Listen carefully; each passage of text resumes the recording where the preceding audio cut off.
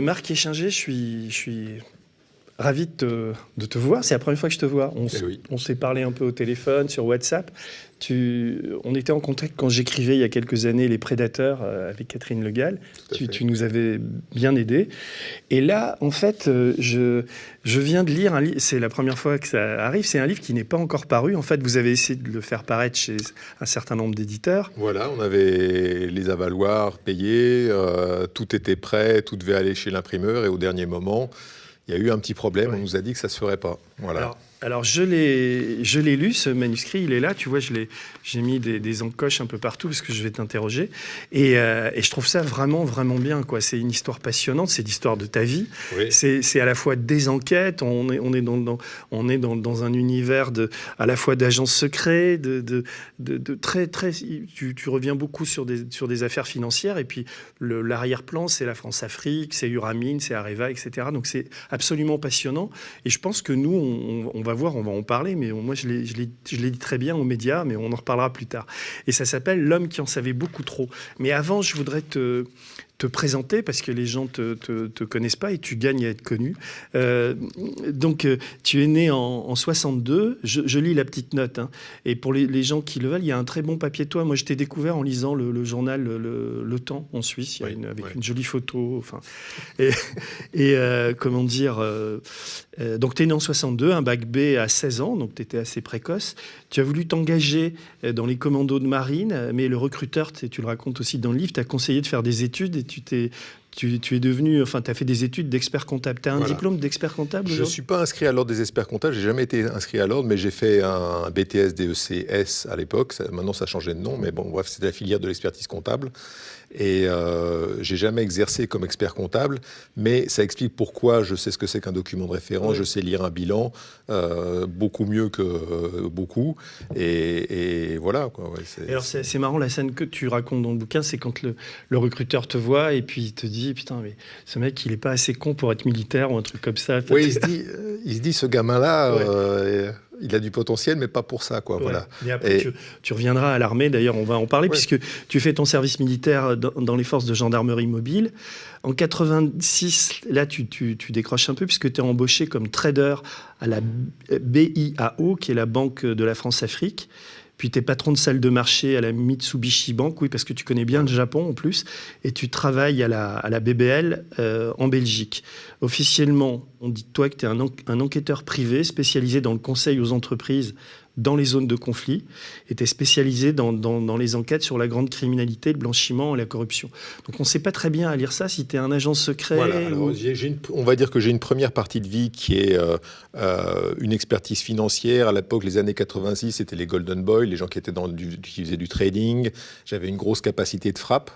À l'époque, la Mitsubishi Bank, elle était AAA. Donc on pouvait travailler jour et nuit comme on voulait, avec sans limite de montant, sur à peu près tous les produits qu'on trouve en salle des marchés à l'époque. Donc on se fait vite une réputation. Et moi, je suis un homme de combat.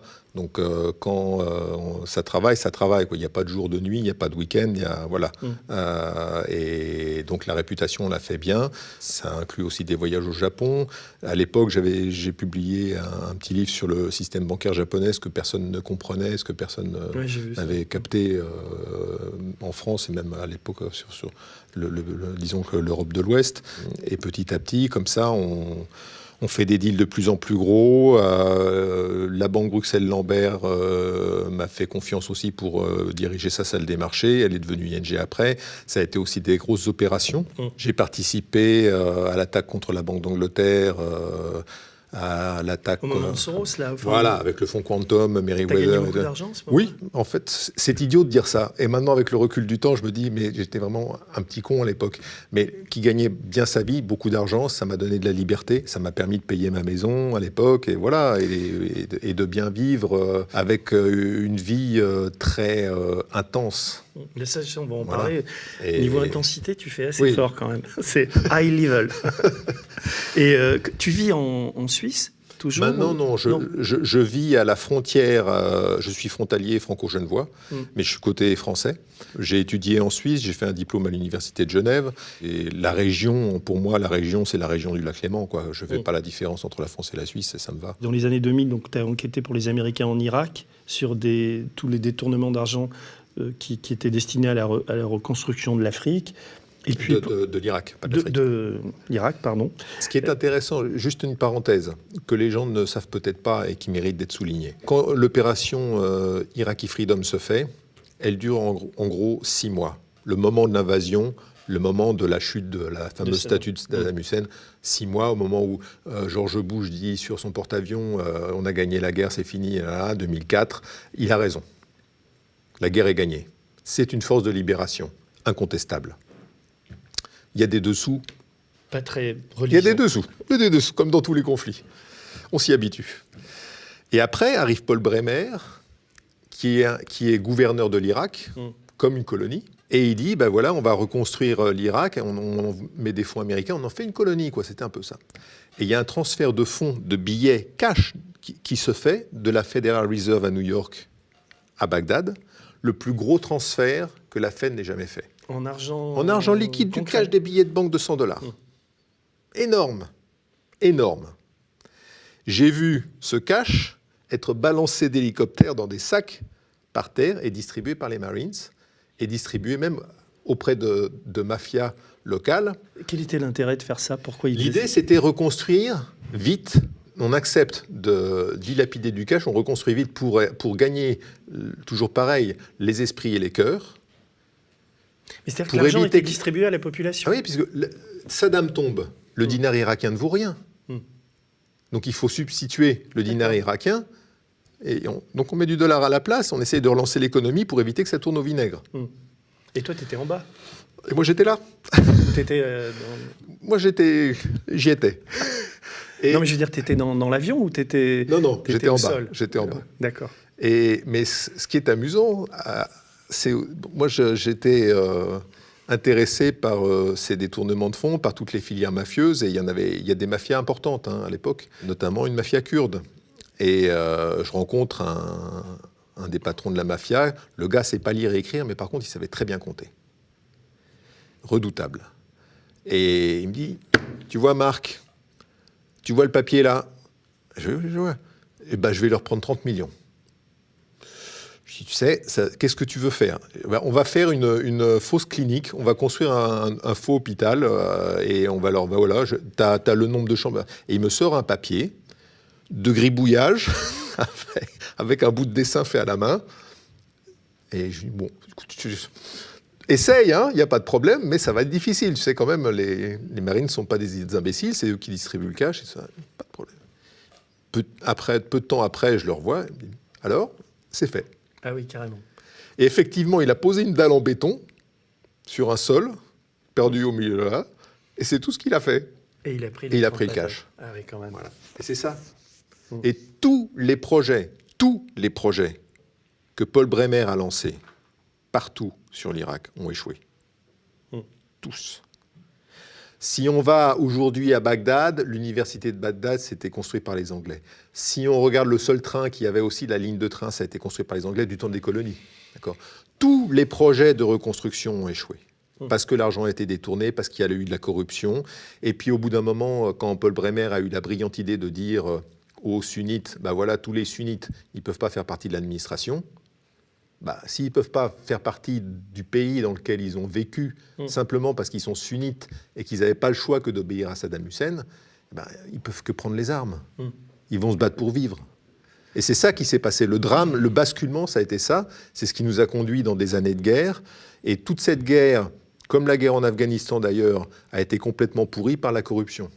C'est ça qu'il faut bien comprendre, c'est qu'en fait, c'est pas une animosité entre personnes. Le pétrole, on peut le mettre de côté aussi. Bien sûr, ça joue, mais on peut le mettre de côté. Mais à la base, le grand basculement de ces guerres-là, que ce soit l'Afghanistan ou l'Irak, c'est la corruption. C'est le fléau. Et D'ailleurs, j'ai mis dans la marge, tu vois, CIA, DGSE, parce que je me suis dit, quand on lit ce court CV, là, parce qu'on en est à la pré-introduction de ce dont on va parler après. Donc, tu vois, après, tu as travaillé pour la France, tu as enquêté sur les activités minières au Congo-Kinshasa. Tu bossais pour les services français. J'ai travaillé, alors pas comme fonctionnaire, mais comme contractant. Comme pigiste pour la DGSE. Voilà, comme pigiste. Et tu travailles, à un moment dans le bouquin, tu parles de tes rapports avec le FBI et la CIA aussi, tu as bossé un peu pour eux. En fait, ce qu'il faut bien voir, sur une zone de conflit, on obtient des informations dans la douleur. C'est toujours dur, c'est toujours beaucoup de risques. On en prend pour nous, on en prend pour les gens avec lesquels on est, avec lesquels qui vont nous exfiltrer, etc. Bon. Si on s'amuse à faire tous ces efforts pour donner l'information à quelqu'un qui n'en fera rien, qui va s'asseoir dessus ou qui va dire « Ah chef, j'ai eu les informations » et puis point final. C'est idiot. Donc ma philosophie, c'est de dire, voilà, il y a ces informations-là, il y a des gens qui peuvent les utiliser. Il y en a qui peuvent les avoir si ça les amuse, mais il y a des gens qui peuvent les utiliser et qui peuvent résoudre le problème. Ces gens-là sont légitimes pour avoir l'information. Que ça soit, si c'est le MI6 qui a un intérêt, dans le Nord Kivu, quand j'étais dans le Nord Kivu, j'y suis allé parce que le Nord Kivu, c'est une des zones les plus riches de la planète sur le plan minier. Il y a plus d'or dans la ceinture du Kilomoto que dans toute l'Afrique du Sud. Il y a aussi le coltan pour les téléphones portables. Il y a toute cette misère minière qui génère guerre sur guerre, viol sur viol dans le Nord Kivu. Donc l'idée, c'était de dire, voilà, comment on peut faire pour qu'il y ait l'exploitation minière artisanale qui permette à des gens de vivre, comme c'est le cas, mais qu'après, ces minerais soient versés dans un réseau propre. Et donc pour ça, ça ne peut pas se faire qu'avec un seul pays. On se connaît mal, mais enfin, ce qui ressort de tout ça, c'est que tu as quand même une éthique. Je veux dire, toute ta vie est... Je suis un homme de combat. Peut-être parce que j'ai fait mon argent et que je ne suis pas accro à l'argent, mais il n'y a que le combat qui m'intéresse. Sinon, tu t'emmerdes. Sinon, je m'ennuie. Et je veux dire, 1 million d'euros de plus ou de moins ne me changera rien à ma vie. Si tu veux les donner aux médias, moi je les prends. Et voilà, je comprends qu'il y en a qui ont besoin, mais moi ça ne m'intéresse pas. C'est aussi pour ça que les gens considèrent que je ne suis pas corruptible, entre guillemets, ou peu corruptible, et que j'ai une écoute. Et à chaque fois que j'ai donné des informations, je n'ai jamais demandé de retour. Dis-moi, il y a une question que je me pose, c'est, tu sais, quand on fait une émission comme Tout peut arriver, là, on met le nom de l'invité et on le présente en dessous, en quelques lignes. Et comment on dit pour toi? On dit Marc Échinger. On dit quoi? Ton enquêteur. Non, c'est un peu cheap. Enquêteur. C'est un peu cheap. Ex-agent, non? Ou agent? Qu'est-ce qu'on met? Est-ce qu'on peut mettre officier de renseignement, agent peut-être Officier de renseignement, c'est pas mal. Voilà. Et puis aujourd'hui, quoi, t'es plutôt écrivain, en tout cas journaliste un peu? Journaliste, non, parce que j'ai pas de carte de presse, mais aujourd'hui, j'ai envie de témoigner, quoi. Ouais, j'ai envie de témoigner, j'ai envie de passer le flambeau, parce que je suis plus tout jeune. Je pense qu'il y a des jeunes qu'il faut former. Et en tout cas, il faut qu'ils comprennent que leur avenir, il se joue en ce moment dans des pays où malheureusement on bascule de plus en plus dans la corruption. On va dire officier de renseignement. Et donc oui, alors le moment de choix, parce qu'on va rentrer dans le dur là un peu, c'est que en février 2010, l'amiral Thierry Darbonneau, qui est le patron à l'époque des forces navales stratégiques, et qui est le directeur. En fait, c'est l'amiral Darbonneau, qui est maintenant décédé malheureusement. Il était patron de la force nucléaire française. Il commandait les sous-marins nucléaires français. Voilà. Et donc, il m'appelle pour me parler d'Areva, puisqu'il était directeur de la sécurité d'Areva. C'est quelqu'un qui était... Attends, excuse-moi. Après son boulot, il était retraité... retraité de la marine. Et il est devenu directeur de la sécurité d'Areva. Voilà. Et à ce moment-là, donc, il te commande un rapport... Sur quoi? Sur les acquisitions que faisait Areva? C'était un peu le rôle c'était un peu Daniel Wouters, qui était un des personnages qu'on retrouve, et le rôle qu'il pouvait jouer, parce qu'il avait plusieurs casquettes minières, c'était un peu particulier, et le rôle qu'il pouvait jouer dans l'affaire Uramine, ce qu'il n'appelait même pas encore l'affaire Uramine. Ça ne s'appelait pas l'affaire Uramine. Voilà. C'était un moment Et il m'a dit, on a fait une opération J'y comprends rien. Et Wouters, il était quoi? Il était chargé d'acheter des mines pour Areva. Il était chargé de construire un portefeuille minier pour Areva. Ouais. Et donc ce colonel, cet amiral, te demande un rapport. Ouais. Donc toi, tu vas y travailler. Tu lui remets le rapport en avril 2010. Et ta conclusion sur les acquisitions d'Areva, c'est que c'est une escroquerie. Et donc, tu recommandes à ce moment-là de ne pas introduire en bourse ces activités minières. Et à ce moment-là, donc tu rends le rapport, tu pars en mission en Afrique, faire autre chose. Mais enfin, tu as toujours ce truc en tête. Et c'est à ce moment-là, d'ailleurs, que tu intègres que tu vas travailler pour retrouver cet agent qui s'appelle Bob Levinson, qui a été disparu. Et tu vas travailler avec les Américains pour le retrouver. Entre-temps, tu travailles un petit peu sur l'affaire Kerviel, enfin tu veux bosser là-dessus, mais tu ne vas pas pouvoir travailler autant que tu pourrais parce que tu vas être dénoncé par Lauvergeon, par Anne Lauvergeon.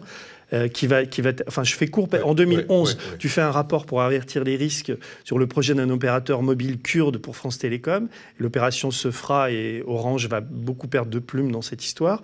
Et en décembre 2011, Anne Lauvergeon, pour se tirer des ennuis dans lesquels elle est, parce qu'elle est remplacée à ce moment-là par Oursel à la tête d'Areva, elle va te dénoncer. Elle va dire: je sais qui est le type qui est à l'origine de ma destitution, entre guillemets.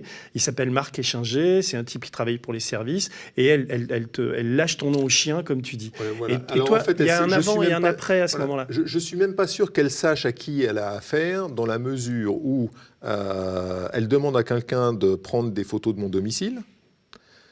Elle me met ces photos dans la procédure juridique, puisqu'elle me fait un procès en diffamation qu'elle perdra. Et elle ne fera même pas appel. Je crois qu'elle fait appel, elle retire. Ouais. Oui, parce que je lui envoie d'autres documents compromettants pour elle. Ah ben, t'envoies du lourd sur Lauvergeon. Voilà. En fait, tu l'as fait tomber. T'es l'homme qui a fait tomber Lauvergeon. Non, mais sans frime. C'est quand même, si tu n'avais pas fait ce boulot-là, elle serait peut-être toujours en poste. Et son mari aussi.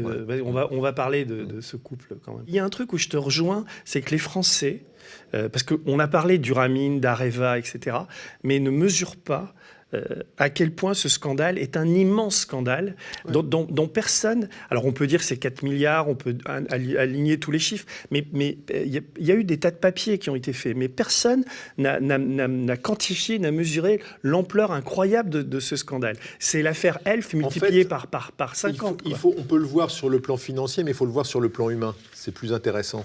L'angle humain. 2004, 72 000 employés chez Areva. 2010, au moment où, en fait, 2010, on sait que la boîte est morte. C'est déjà fini en 2010. 45 000 employés.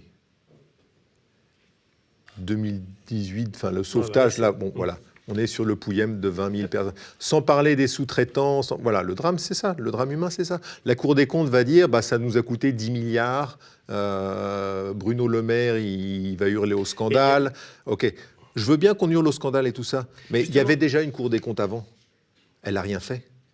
Oui, non, mais là, c'est quand même... Oui. Là, on est dans ce système français où tout est lié, la peur de déplaire. Enfin, on n'arrive pas à comprendre aussi pourquoi on l'a laissé faire. Pourquoi...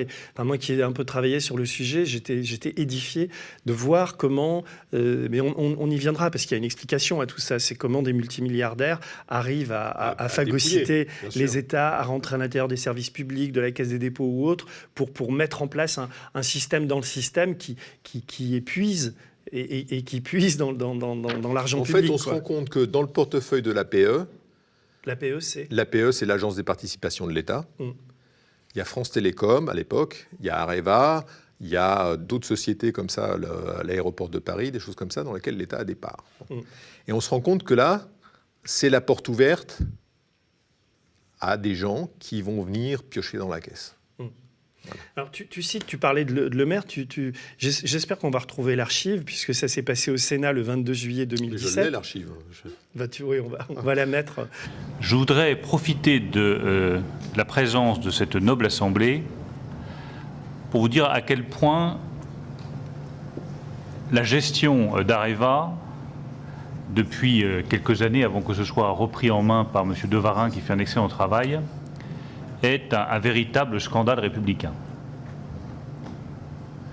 Ça n'est même pas de l'impéritie ou de la mauvaise gestion, c'est de la dissimulation systématique. Et je trouve cela proprement révoltant. Pour que le maire, qui est quand même la mesure fait homme, et qui est quand même un gros timide et qui mesure tous ces mots, puisse dire ça, c'est que vraiment il y a du lourd dans cette affaire, quoi. Je voudrais qu'on parle de Lauvergeon assez vite, parce que c'est ce que je te disais tout à l'heure, t'écris dans ton bouquin, alors elle m'attaque, elle balance mon nom à la presse et se moque de mon CV en me présentant comme un petit analyste financier incompétent en matière de mines et d'uranium. A-t-elle qualifié mon rapport de torchon? Peut-être pas, mais c'est ce qui ressortait de tous ses propos. Elle fait ça en conférence de presse, donc il n'y a pas de moyen de défense. Elle ne m'a pas invité elle à cite ton nom. Voilà. Elle ne m'a pas invité à participer à quoi que ce soit. Et c'est aussi à ce moment-là que moi j'ai une famille, j'ai des enfants qui se rendent compte que ce que je leur raconte, c'est pas tout à fait ce que je fais dans la vie, parce qu'évidemment je mets un mur entre ce que je fais réellement et pour pas les inquiéter et la réalité. Et donc il faut leur expliquer. Et ça devient difficile, quoi. C'est une période difficile. Tu te décris en quelques lignes, tu dis... qui peut croire que le responsable de la sécurité d'une grande entreprise publique, tête de pont de l'industrie nucléaire nationale, ait pu demander à n'importe qui un rapport sur un risque interne majeur? Areva, c'est la France. Quand un tel cas se présente, l'entreprise se tourne vers ses interlocuteurs habituels, ceux qu'on appelle en langage châtié les services, pour leur demander s'ils n'ont pas sous la main un spécialiste capable de démêler les chevaux. J'étais ce spécialiste. Une première vie dans la haute finance internationale, une deuxième aux quatre coins du monde, au service de la France et d'autres pays occidentaux, pour remonter les pistes de la grande criminalité internationale. Donc avec Areva et avec Lauvergeon, on est dans une affaire de grande criminalité internationale. Ah oui, c'est sans doute la plus grosse affaire de corruption de la Ve République, du moins organisée par un État, par quelques personnes à l'intérieur d'un État qui vont aller corrompre d'autres gouvernements comme ça. Peut-être que dans l'industrie de l'armement, il y a la corruption dans l'industrie de l'armement, elle est régulière, mais ça, c'est une habitude et ça fait pas autant de dégâts. Là, il y a eu un effort particulier, on va dire, pour construire une caisse noire qui a servi à corrompre différents pays. Alors, pour résumer, enfin, c'est à la fin de ton introduction, tu dis, ce qui me choque le plus, c'est que ce ne sont pas les protagonistes de ce mauvais feuilleton industriel qui paieront l'addition, une addition très très salée, la gestion d'Anne Lauvergeon, largement poursuivie par ses successeurs, vient de nous coûter collectivement 4,5 milliards d'euros. L'ardoise de la recapitalisation de la société réalisée en 2017 par l'État français. Et j'aime bien, enfin, ta dernière phrase, ça te définit assez bien. Tu dis « Je n'aurais jamais dû quitter l'ombre qui me permettait d'agir, mais maintenant que je suis dans la lumière, j'ai plus de raison de me taire. » C'est-à-dire, c'est pour ça que tu es là aujourd'hui. Oui. C'est assez rare de rencontrer quelqu'un comme toi qui, comment dire, chaque chose que tu dis est fondée sur du vécu, sur des documents. Tu es très informé et c'est ton monde. Tu as beaucoup travaillé là-dessus, quoi. Et donc, quand tu dis 4,5 milliards, quand tu dis immense scandale de corruption, c'est fondé sur ton travail. C'est parfaitement fondé. Tous les documents ont été donnés à la brigade financière qui a eu la priorité sur tout ce que j'ai fait. Tous les documents ont aussi été donnés à la Nuclear Regulatory Commission. Il y a là-bas un Senior Special Agent qui est un ancien agent de ICE. ICE, c'est comme le FBI, mais c'est Immigration Customs and Enforcement. Et donc cet agent a absolument tout, jusqu'à nos jours, parce que ça a continué. Bah justement, je voudrais qu'on resitue dans le temps. Donc ton rapport, tu le fais en 2010, ça te prend combien de temps? 5-6 mois? Oh non, je vois tout de suite. Combien? 2, 3 À peine, c'est simple. Je rencontre l'amiral m'appelle, il me donne quelques éléments, notamment le livre d'Attels qu'il avait publié pour se faire plaisir. Tu peux rappeler son rôle à Areva? C'était un des cofondateurs du Ramin, avec un gars qui s'appelle James Mellon. Lui aussi a un passé d'agent et on trouve aucune photo de lui dans le public. Il rappelle des agents de notoriété publique et il a monté, c'est sa seule affaire, l'affaire Uramin. Après, le reste, il a géré un peu sa fortune et tout ça. Donc Uramin, pour résumer, c'est comment Areva, qui était en quête d'uranium, achète des mines un peu partout, enfin dans plusieurs pays africains. Qu'il y a autant d'uranium que de... Je dirais pas ça. Alors, Areva essaye de vendre des EPR dont personne ne veut.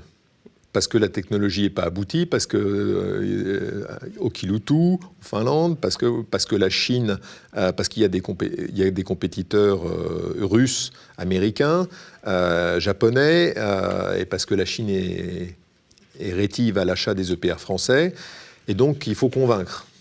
Et comment on va convaincre ? En donnant une enveloppe. Donc il faut une enveloppe, il faut une caisse noire. Comment je vais créer une caisse noire ? Comment je vais sortir d'une société de l'État français de l'argent de la trésorerie pour le mettre ailleurs et pour pouvoir le distribuer ? Je fais une OPA sur une société qui est cotée en bourse, Uramine.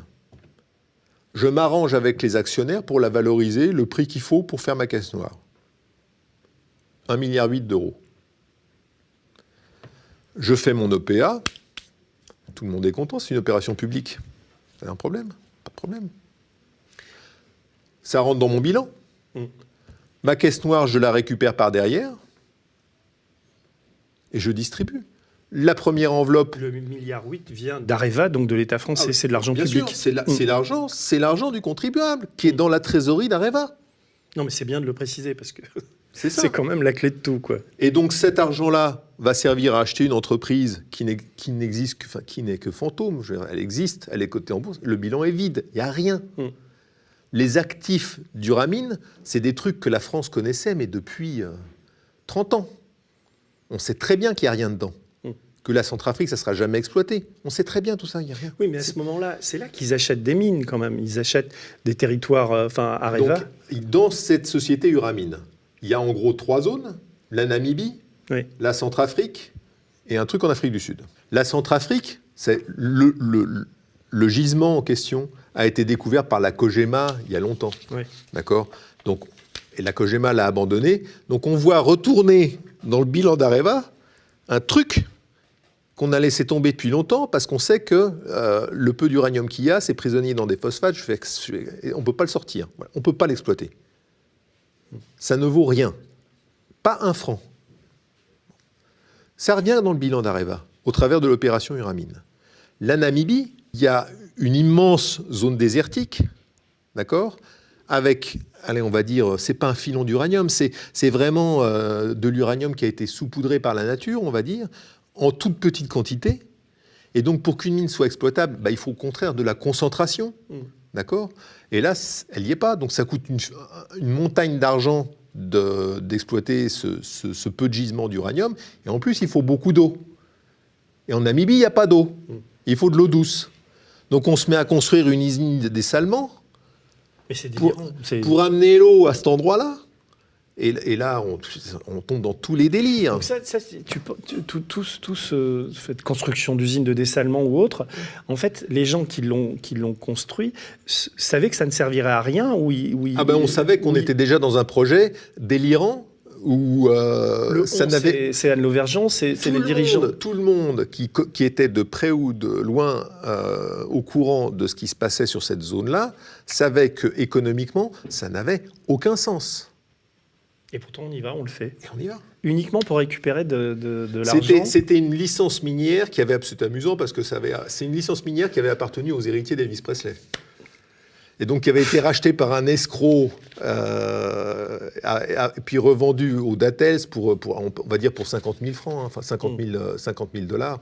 Et voilà. Et donc ça n'avait aucune valeur. Toi, rapidement, en lisant les comptes, en allant sur place, en passant je rentre dans le train, je prends le TGV pour rentrer de Paris, pour rentrer chez moi, je sais déjà qu'il y a un problème grave. Et l'amiral... Après, il a fallu documenter tout ça. Mais j'ai fait mon rapport assez rapidement et j'avais vraiment... j'étais angoissé par ce que je trouvais. Et donc, j'ai rendu mon rapport... Et l'amiral te dit quoi quand tu lui rends le rapport ? Il est sur le cul ou il te dit... Oui, il était très sec, il était assez sévère. Il dit, oh là là, c'est... si c'est un militaire, il est un peu rigoureux, voilà, il n'a pas envie de tremper dans des magouilles. Il n'a pas envie, voilà. Et il commence à s'inquiéter. Et il alerte très vite Lauvergeon ou qu'est-ce qu'il fait ? Non. Après, ce qu'il fait, ça, je ne sais pas. Mais il s'inquiète. Et je lui envoie après... Moi, je continue après à travailler dessus parce que je me dis, oh là là, C'est énorme. Ça va bien au-delà du rapport que je devrais faire. Il faut continuer. Et c'est énorme. On est sur un truc qui est grave. Il faut savoir que à l'époque, et c'est encore peut-être vrai maintenant, mais Areva était statutairement protégé par le ministère de l'Intérieur et le ministère de la Défense. Donc il y avait Sarkozy au pouvoir. Ouais. Alors d'un côté, il y avait la DGSI avec Squarcini, et de l'autre côté, il y avait la DGSE. C'est Bernard Bachelet. Mais le fait est qu'il y avait matière à s'inquiéter lourdement et à se dire, oh là là, qu'est-ce qui se passe ? On avait quand même un des cofondateurs, qui est James Mellon, qui avait un mandat d'arrêt au cul. Un des cofondateurs d'une société qu'on paye 1,8 milliard, qui a un mandat d'arrêt actif, émis par la Corée du Sud, pas par un pays... La Corée du Sud, c'est un pays normal. Et ça n'est pas dans le document d'OPA. Mais à ce moment-là, ça ne bouge pas. Il n'y a pas d'instruction ouverte encore. Ça bouge pas. Et je continue d'alerter. Je suis tellement angoissé par la chose que j'envoie un email à l'amiral d'Arbonneau et je lui dis de prévenir le procureur. Je lui dis, il y a un problème lourd, il faut quand même en parler au procureur. Et il ne le fait pas. Et après, moi, je pars ailleurs. Non, mais tu sais qu'il ne le fait pas. Voilà, alors il ne le fait pas. Ouais. Et ça remonte... Et j'ai compris pourquoi il ne pouvait pas le faire, en fait. Alors ? Parce que à l'époque c'était délicat et que ça touchait aux intérêts de la France, ça pouvait déstabiliser. Et puis l'opération avait été montée à haut niveau et donc de toute façon ça serait pas passé comme ça. Il aurait été à haut niveau, tu veux dire au-dessus d'Anne Lauvergeon, au-dessus de... Ça a été monté avec des complicités politiques obligatoires parce qu'on peut pas faire une opération comme ça avec l'argent du contribuable sans qu'il y ait un feu vert politique. Et donc, ouais, clairement, Anne Lauvergeon n'a pas décidé seule de faire ça. Elle l'a fait parce qu'elle était la patronne d'Areva, parce qu'à l'époque, elle tenait à son poste et qu'elle voulait faire plaisir au pouvoir et qu'elle pensait qu'à un moment, il pensait vendre 12 centrales EPR à l'Afrique du Sud. Une centrale EPR, ça... Je connais très bien l'Afrique du Sud. Ils ont une vieille centrale des années 70 qui est moribonde. C'est un pays dans lequel j'irais pas construire une seule centrale nucléaire. Voilà. Et ils pensent vraiment, et on l'a dans les bilans, non pas d'Areva Société Mère, mais dans la filiale qui s'occupe de la vente des EPR.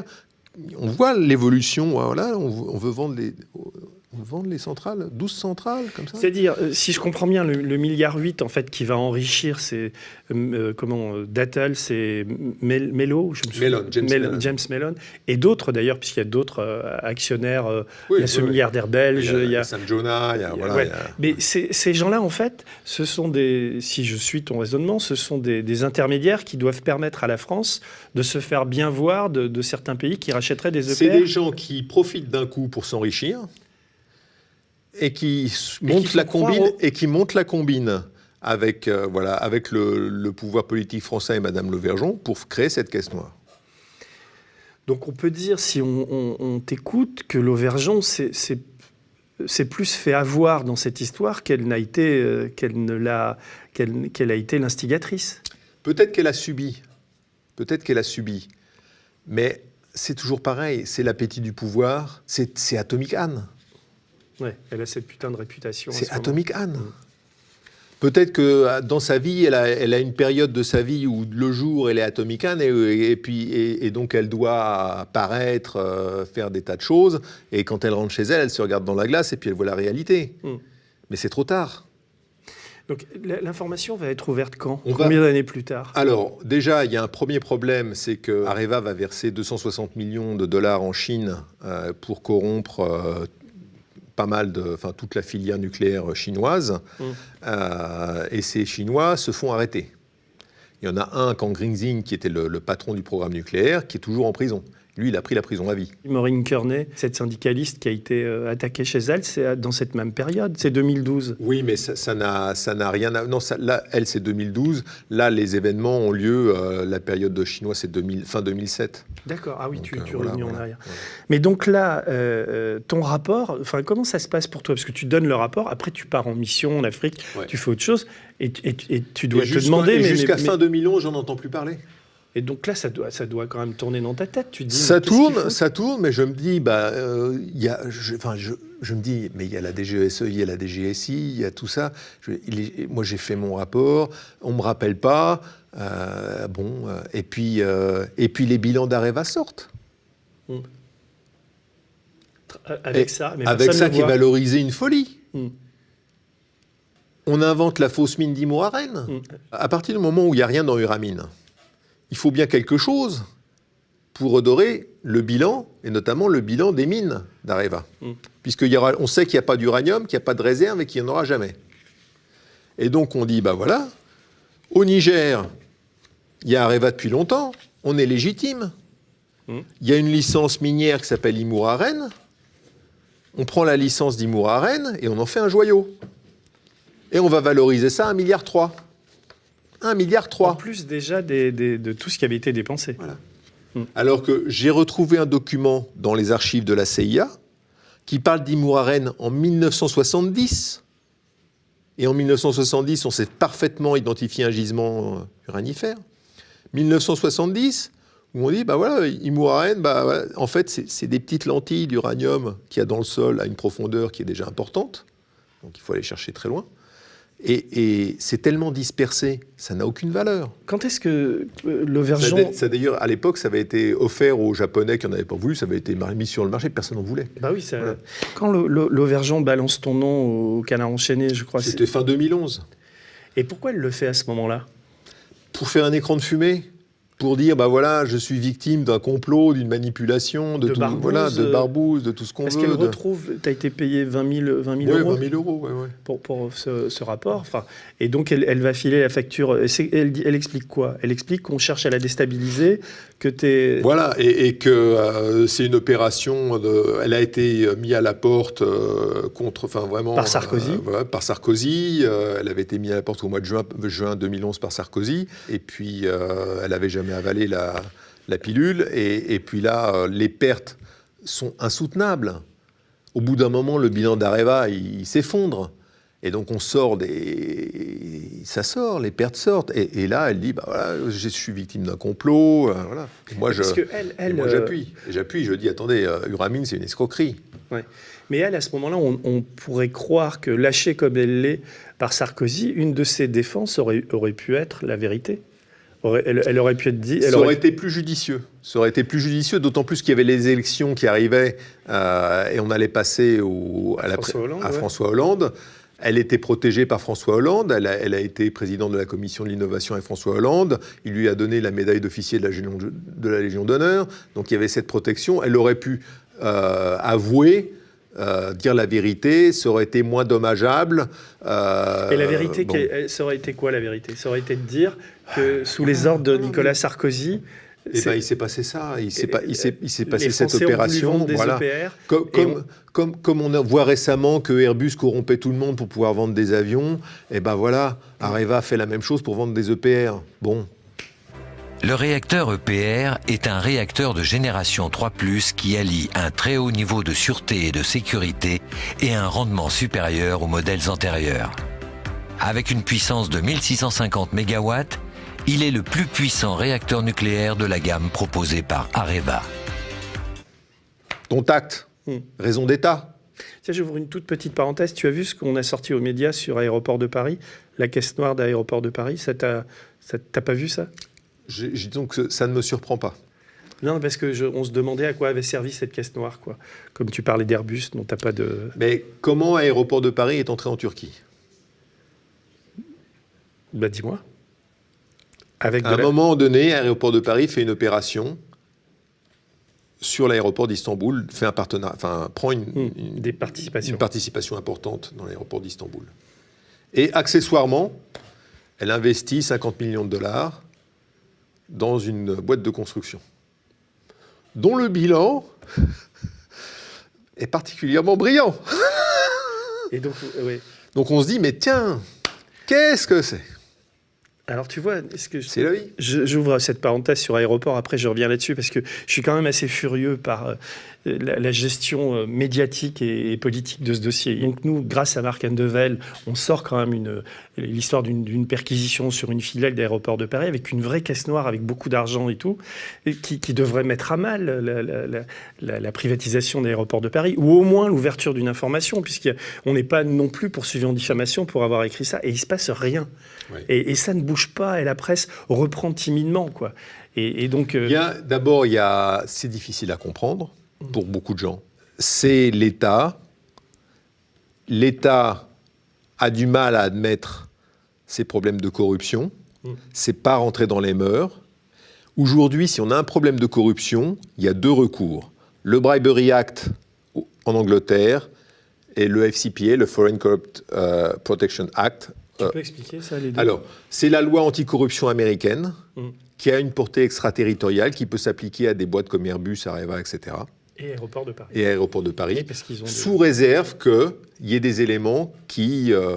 l'usage du dollar, il faut quand même pas mal d'éléments. Une présence sur le sol américain? Oui, une présence sur le sol américain, des levées de fonds aux États-Unis, une cotation en bourse aux États-Unis.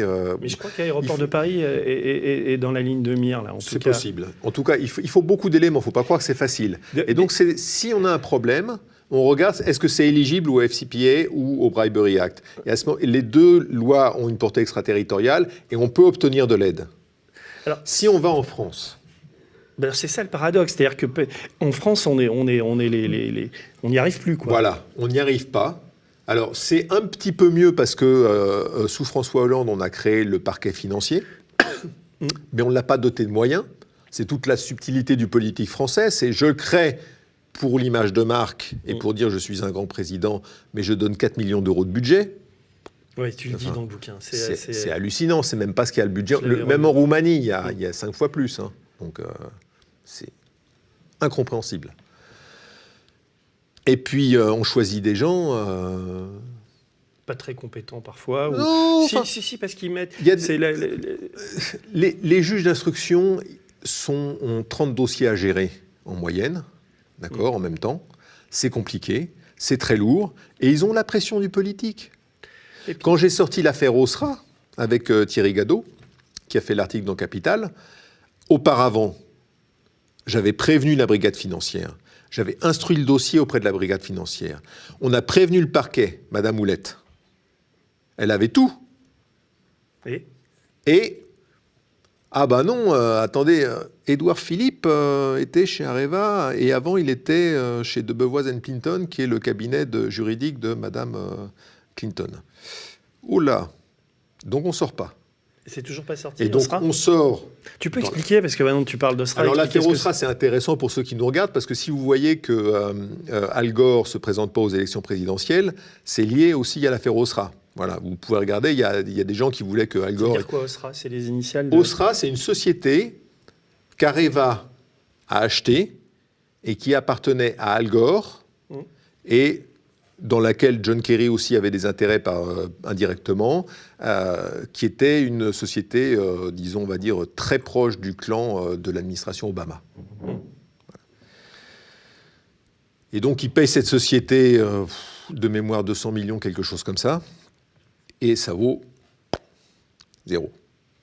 C'est une société. Elle fait faillite. C'est pas une mine d'uranium. Non. Elle fait industrie solaire, production d'énergie solaire. Ah oui. Et ce qui est intéressant, c'est que Olivier Frick, le mari va prendre 5% avec des amis à lui de cette société. Donc là aussi, le mari de la patronne investit dans une société qui est à 100% Areva. C'est Space. Mais il est mis en examen, il faut dire. Alors, pas pour Osra. Non. Mais moi, j'ai un mail de monsieur Olivier Frick dans lequel il dit, mais voilà, mais donnez-moi la trésorerie, vous allez voir, je vais vous la gérer, ça vous coûtera 2%. Et tout ça. C'est quoi? Et là, mais le fait est, c'est qu'on a payé l'administration américaine pour avoir des avantages de sa part, notamment un gros contrat en Caroline du Sud. Et tout ça est aux mains de la NRC, la Nuclear Regulatory Commission, l'autorité de régulation américaine. Tout ça est arrivé sur le bureau du ministre de la Défense américain à une époque. Et je sais sous que... Obama ou sous Non, Trump? sous Trump. Et donc, le contenu, personne le conteste. Tout est bien argumenté, tout est bien étayé, y compris avec des vidéos. Il n'y a aucun souci. Je peux en parler. Je souhaite avoir un procès en diffamation. Parce qu'au moins, je pourrais l'étaler au grand jour. Et là, voilà.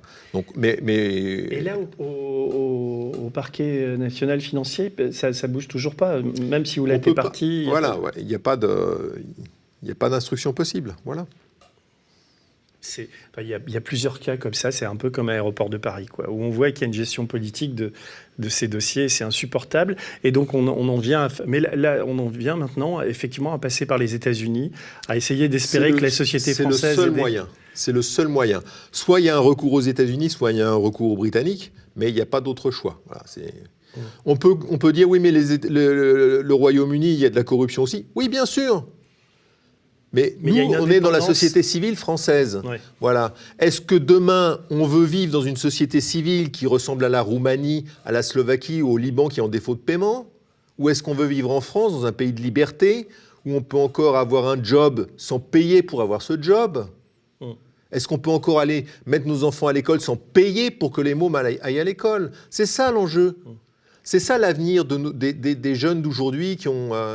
c'est pour eux qu'on se bat.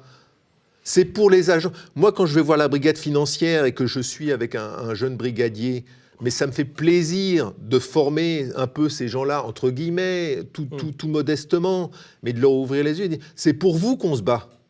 Parce que sinon, qu'est-ce qui va se passer? Il y a quelqu'un qui viendra un jour à la brigade financière avec une enveloppe, il va vous mettre dans la figure, il dit, toi, tu prends l'enveloppe et tu te tais. C'est ça qui va se passer. C'est comme ça que ça se passe dans un pays comme l'Irak. Moi, j'ai vu des juges menacés. Voilà, partout. Est-ce qu'on veut ça? Non. Mais tu penses qu'on en est là? On n'est pas loin. On est vraiment. Il faut vraiment se battre pour qu'on ne dépasse pas la ligne. Parce que des affaires de corruption de magistrats, il n'y en a pas eu beaucoup. C'est des épiphénomènes quand même. On ne sait pas. Ouais, Est-ce que quand il n'y aurait pas eu les écoutes de Sarkozy avec un magistrat qui voulait son poste à Monaco? La chance quand même d'avoir eu ces écoutes-là. On se rend compte au-delà de l'affaire. On se dit. Voilà comment ça se passe, l'influence. Est-ce qu'il n'y en a pas d'autres? C'est vrai que là, surtout, encore plus depuis que Macron est au pouvoir, il y a moi, je connais beaucoup de magistrats avec qui j'ai des amis qui sont magistrats, qui ont des rôles importants. Et quand je discute avec eux, il y a un climat assez dépressif quand même. C'est-à-dire que il y a plein de problèmes dans la justice. C'est un budget minable. Et c'est vrai qu'il y a des tas de blocages au niveau des parquets. Et on n'a jamais vu une chancellerie aussi inféodée. En fait, tout se passe à l'Élysée aujourd'hui. C'est pire que ça. Quand on a une affaire comme ça, on oppose le secret des affaires, le secret de l'instruction, le secret défense. Donc c'est mort. On est là, voilà. Et donc en fait, s'il n'y a pas quelqu'un qui dit « Ok, on part en guerre asymétrique, on ne respecte plus les règles, puisque des deux côtés, on ne respecte pas les règles, ça devient un combat. » Et le combat, il va se faire dans l'ombre, avec des soutiens étrangers, avec tout ce qu'on veut, pour arriver au but. Et le but, c'est que la justice se fasse. Ben voilà. Simplement, il faut qu'il y ait quelqu'un qui le fasse. Donc moi, c'est mon boulot, ça me va, ça me convient, et j'ai les moyens de le faire. Mais c'est vrai qu'on n'est pas très nombreux, je veux dire. Non. Et c'est pire, je crois, que pour les magistrats. Ces gens-là, à un moment, quand ils font l'école nationale de la magistrature, ils sont pleins d'espoir. Il n'y a pas longtemps, on a comment ça s'appelle, une session là, qui a été baptisée du nom de l'affaire Borel, du juge Borel. Oui. Voilà. La femme du juge Borel, elle est magistrate aussi. Qui est mort assassiné. Ouais, il est mort assassiné à Djibouti. Alors, c'est un suicide, mais on l'a qualifié comme suicide. Le gars, il avait un bras cassé, une fracture ouverte du crâne. On a jeté sur lui 2 types de liquides différents inflammables et on lui a mis le feu. Donc, comme suicide, et en plus dans un endroit improbable. Je sais. Donc, hallucinant. Et elle s'est battue, et sa femme pendant des se années. bat en élevant ses enfants, elle en a fait un cancer. Voilà. Cette femme-là, on va dire une mère courage. Qui est magistrate aussi. Voilà, qui est magistrate aussi. En 2020, on lui dit toujours pas la vérité sur la mort de son mari. Et parce qu'il y a des intérêts politiques à Djibouti On ne va pas nous raconter que c'est la raison d'État. Djibouti, la présence de la France à Djibouti, c'est rien. Aujourd'hui, à Djibouti, il y a les Chinois et les Américains. Djibouti, ça ne représente rien. Ça n'a rien de stratégique pour la France. Et il y a une Par contre, instruction. quand Chirac payait 20 millions d'euros les loyers pour que la France soit à Djibouti, quand différents acteurs de la France-Afrique se retrouvaient à Djibouti pour couvrir leurs exactions, ça gênait personne. Hein ? Non, mais et tu as des infos nouvelles sur l'affaire Borrell, là où... J'ai regardé le dossier parce que ça me faisait mal au cœur de voir qu'on ne disait toujours pas la vérité à cette femme-là. C'est comme l'affaire Karachi. Oui. Vous avez quand même des Français qui sont morts là-bas, qui n'avaient rien à faire avec aucune affaire de corruption, de quoi que ce soit, et on couvre ça du secret défense, ça pour... Il est où le secret défense ? C'est pas ça le secret défense. Le secret défense, on protège des militaires sur le terrain, on protège des choses qui sont liées vraiment à la sécurité des biens et des personnes françaises. Là, oui, les affaires de corruption, secret défense, on rigole. Non, mais en t'écoutant, ici aux médias, je bosse beaucoup et je perds de vue un peu ça, parce que c'était quand même mon univers pendant des tas d'années, de travailler là-dessus. Sans doute, ça me fait très plaisir de te recevoir, parce qu'il n'y a pas de lassitude chez toi. Hein, ah non, moi je suis un passionné. Ouais. Moi je peux être là pendant des heures.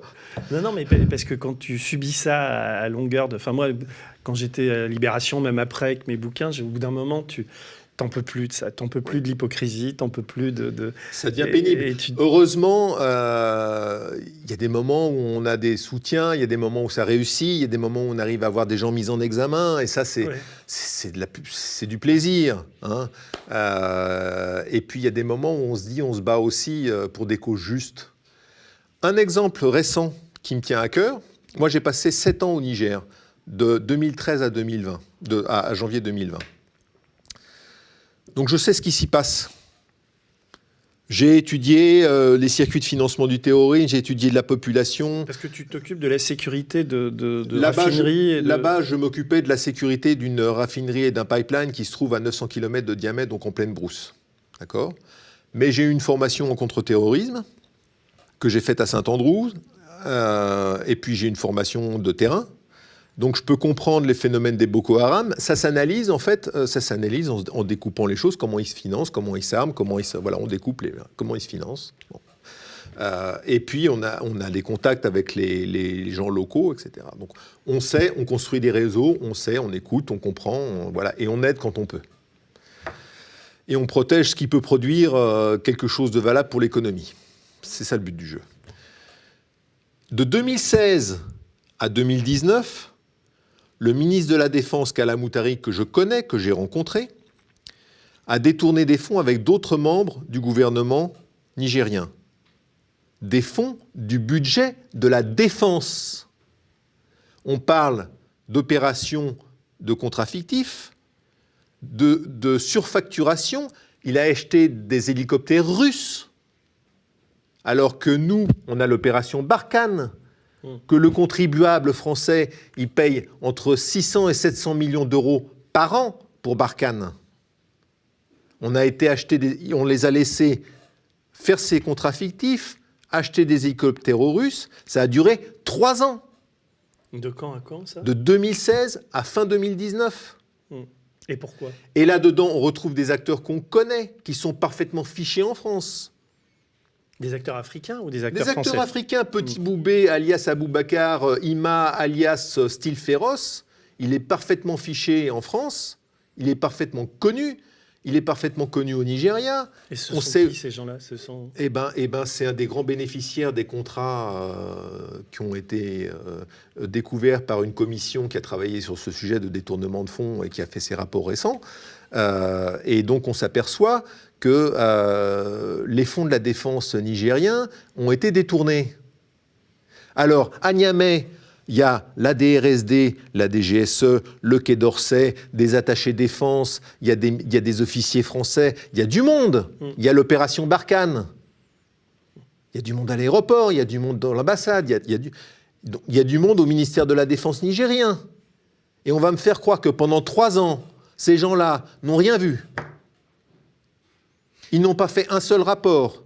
Madame Parly, elle est au courant de rien. Pendant 3 ans, le budget de la défense nigérien a été détourné et Madame Parly, elle n'a rien vu, elle n'a rien lu. Elle n'a pas eu un rapport. Et là, maintenant que ça sort dans la presse nigérienne, J'ai vu, oui. on l'entend pas. Elle dit rien. Est-ce qu'il y a un député en France qui peut poser une question au gouvernement pour demander à Madame Parly ce qu'elle en pense? Mais c'est quoi ton hypothèse? Les enveloppes encore? C'est incompréhensible. Ces deux types dont tu parles, qui sont bénéficiaires, c'est quoi leur statut? Ce sont des chefs d'entreprise là-bas ou ce sont Alors, des... Petit Boubé, c'est quelqu'un qui a fait fortune, disons, sans le diffamer, mais Qui a fait fortune. qui a fait fortune. On va rester On dit de lui qu'il est propriétaire de plus d'une centaine de maisons à Niamey, peut-être 200, bon voilà. dans l'immobilier, on va dire. Voilà, Et l'autre? l'immobilier. Il y a Assoumi Massouadou, qui était ministre des Finances à l'époque des détournements de fonds, donc qui a signé les chèques du Trésor. Hein. Lui, il est impliqué dans l'Uranium Gate. Donc on le connaît déjà au travers de l'Uranium Gate. Hein. Il est archi connu. C'est pour ça son nom. Voilà. Donc, Jamais convoqué par les juges en France. non, mais ça signifie que oui, il y a des rétrocommissions forcément qui reviennent. Je veux dire, il n'y a pas d'autre explication que ça. Alors, dans l'Uranium Gate, ce qui est intéressant, c'est que moi, j'ai la liste de tous les bénéficiaires. Il y a 2 parties dans l'Uranium Gate. Il y a 100 millions et puis à peu près 25 millions d'euros, bon, pour faire simple, de commissions qui ont été réparties. Dans cette vingtaine de millions d'euros de commissions qui ont été réparties, moi, j'ai les noms. J'ai les noms, j'ai tous les montants. Tu les as donnés Bien sûr, et il ne se passe rien. il ne se passe pas grand-chose. Alors, ce qui est amusant, c'est qu'on voit une ligne, il y a marqué Bussy International, 500 000 euros. C'est quoi, Bussy? Et alors, Bussy International, c'est des anciens de la DGSE, et il y a même le préfet Chambon avec eux. Jean-Louis Chambon, ancien préfet. Ils ont peut-être bossé, vraiment, non?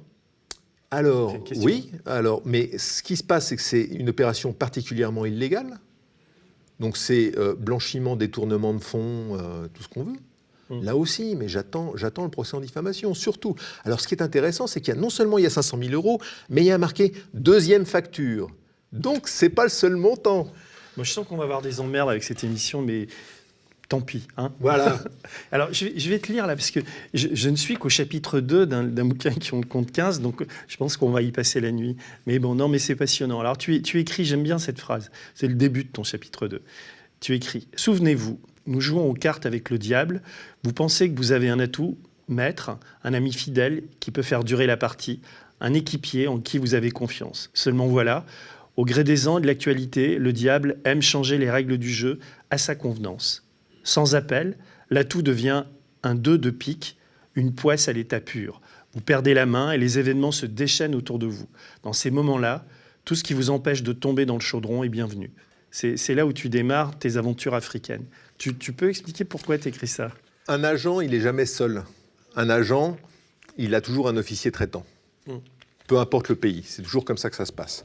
Il y a toujours quelqu'un qui fait un suivi, toujours quelqu'un qui va surveiller, toujours quelqu'un qui va diriger et rendre compte. Le rapport entre un agent et un officier traitant, c'est le même rapport, je dirais, qu'entre un cheval de course et son jockey.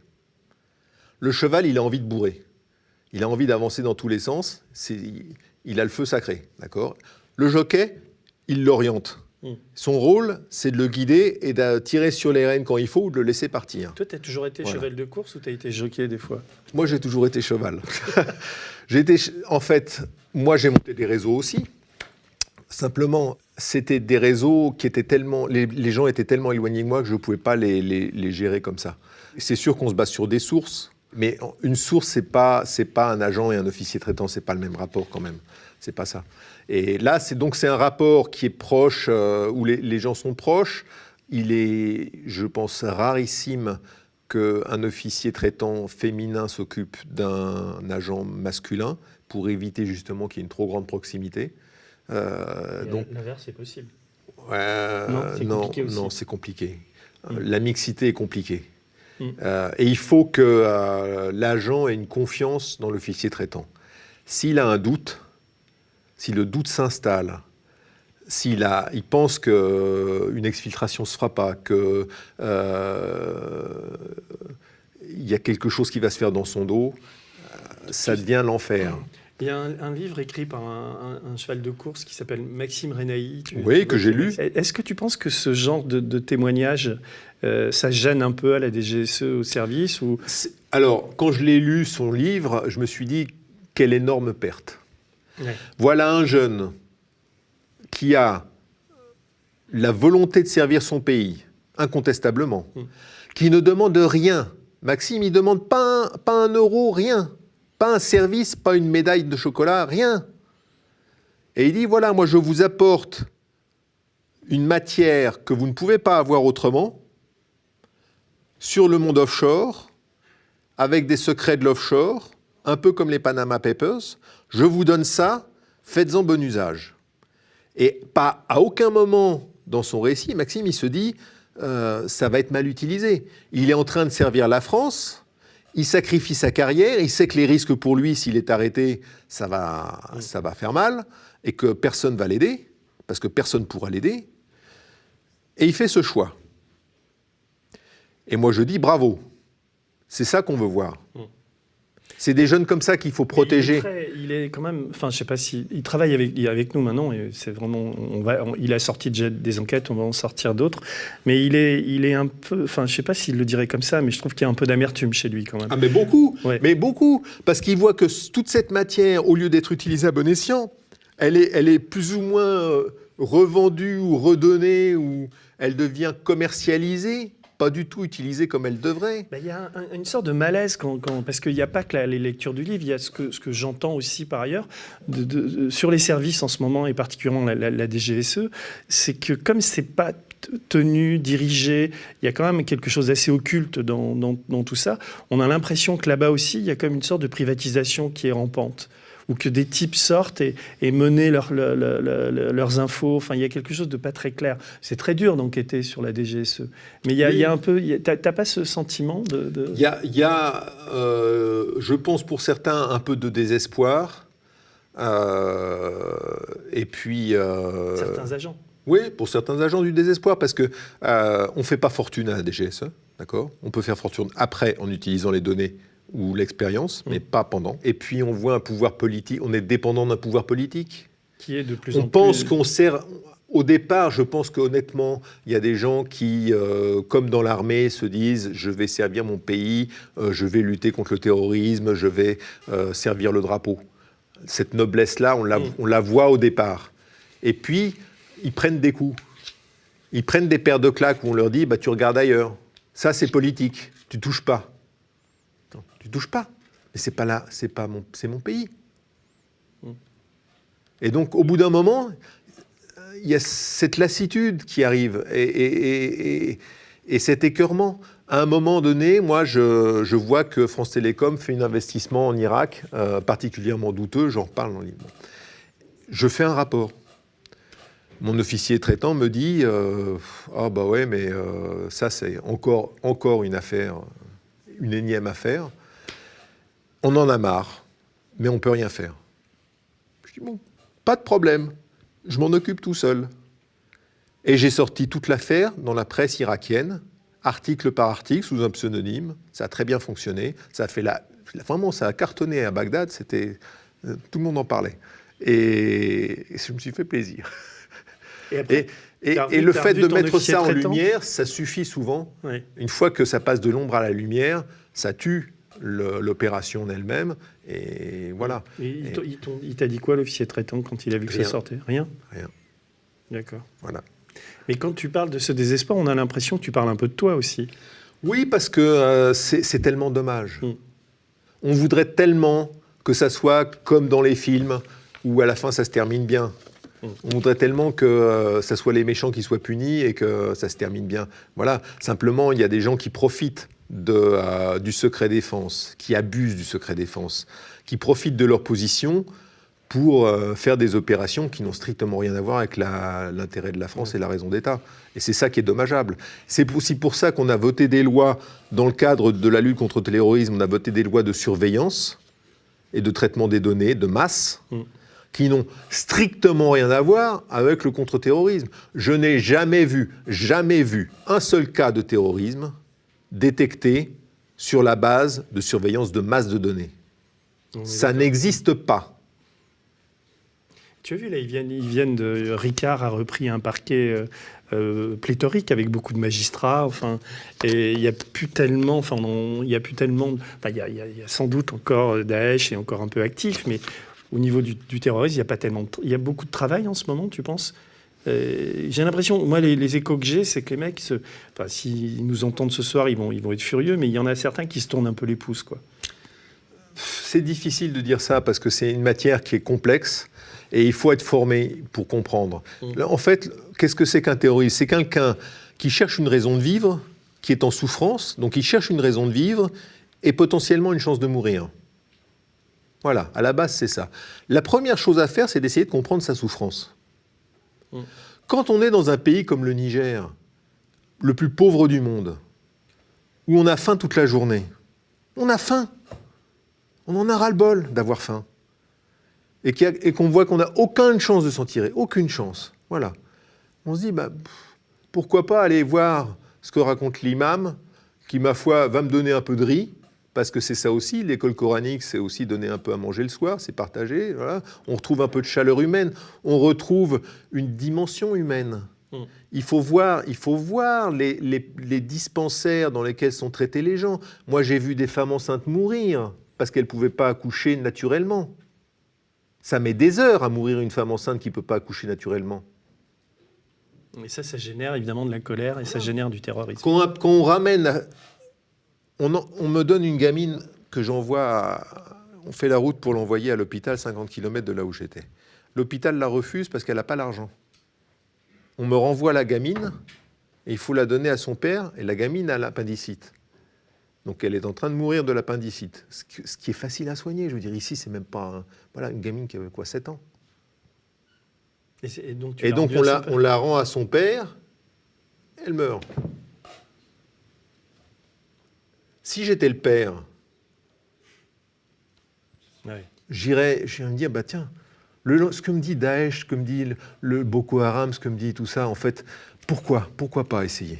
Pourquoi pas essayer ? Quelle est mon option ? Continuer ma vie comme ça ? Refaire une gosse, prendre le risque de mettre ma femme... Pourquoi j'essaierais pas ?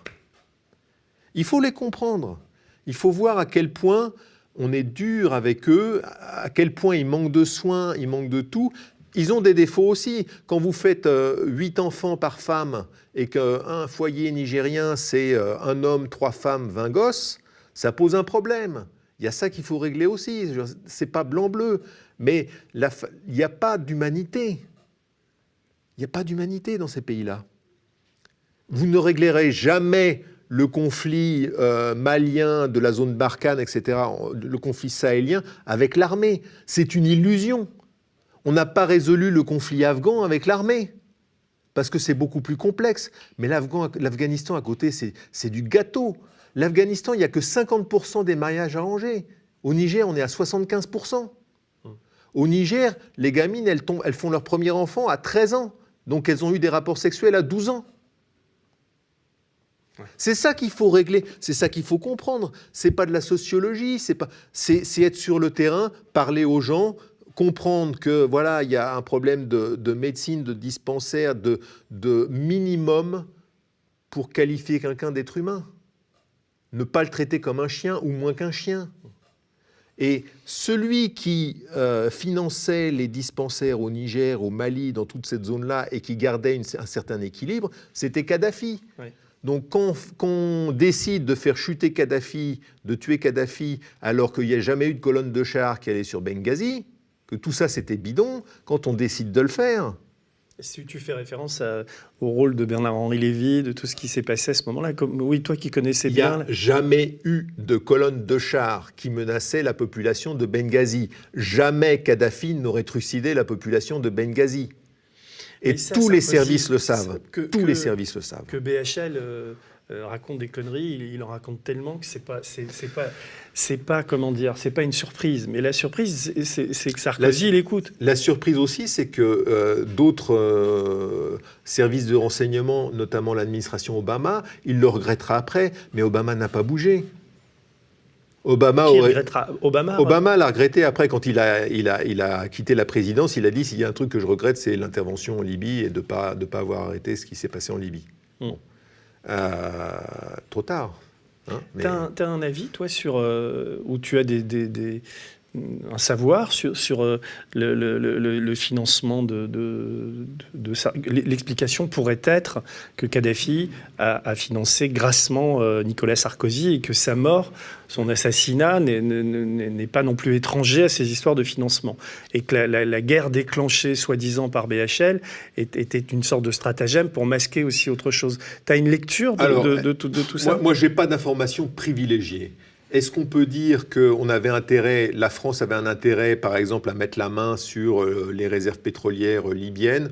C'est pas des grosses réserves, c'est bon, c'est sympathique toujours, mais il faut voir que la Libye n'était pas très peuplée.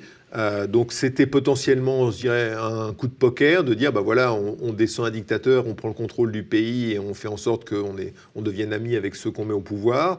Ça aurait été très très délicat. Mais faisable. Ça, c'est quand ça marche. Et là, ça a foiré, quoi. Et ça a complètement foiré, parce qu'on n'a pas vu le risque qu'il y avait à côté. On n'a pas vu l'infiltration des islamistes. On n'a pas voulu la voir. On s'est dit, oh, il n'y a pas de problème, on va s'en sortir. Et on ne s'en est pas sorti. Mais par rapport à BHL, est-ce qu'il a été le dindon d'une farce, ou quel est son degré de sincérité dans cette histoire, selon toi ?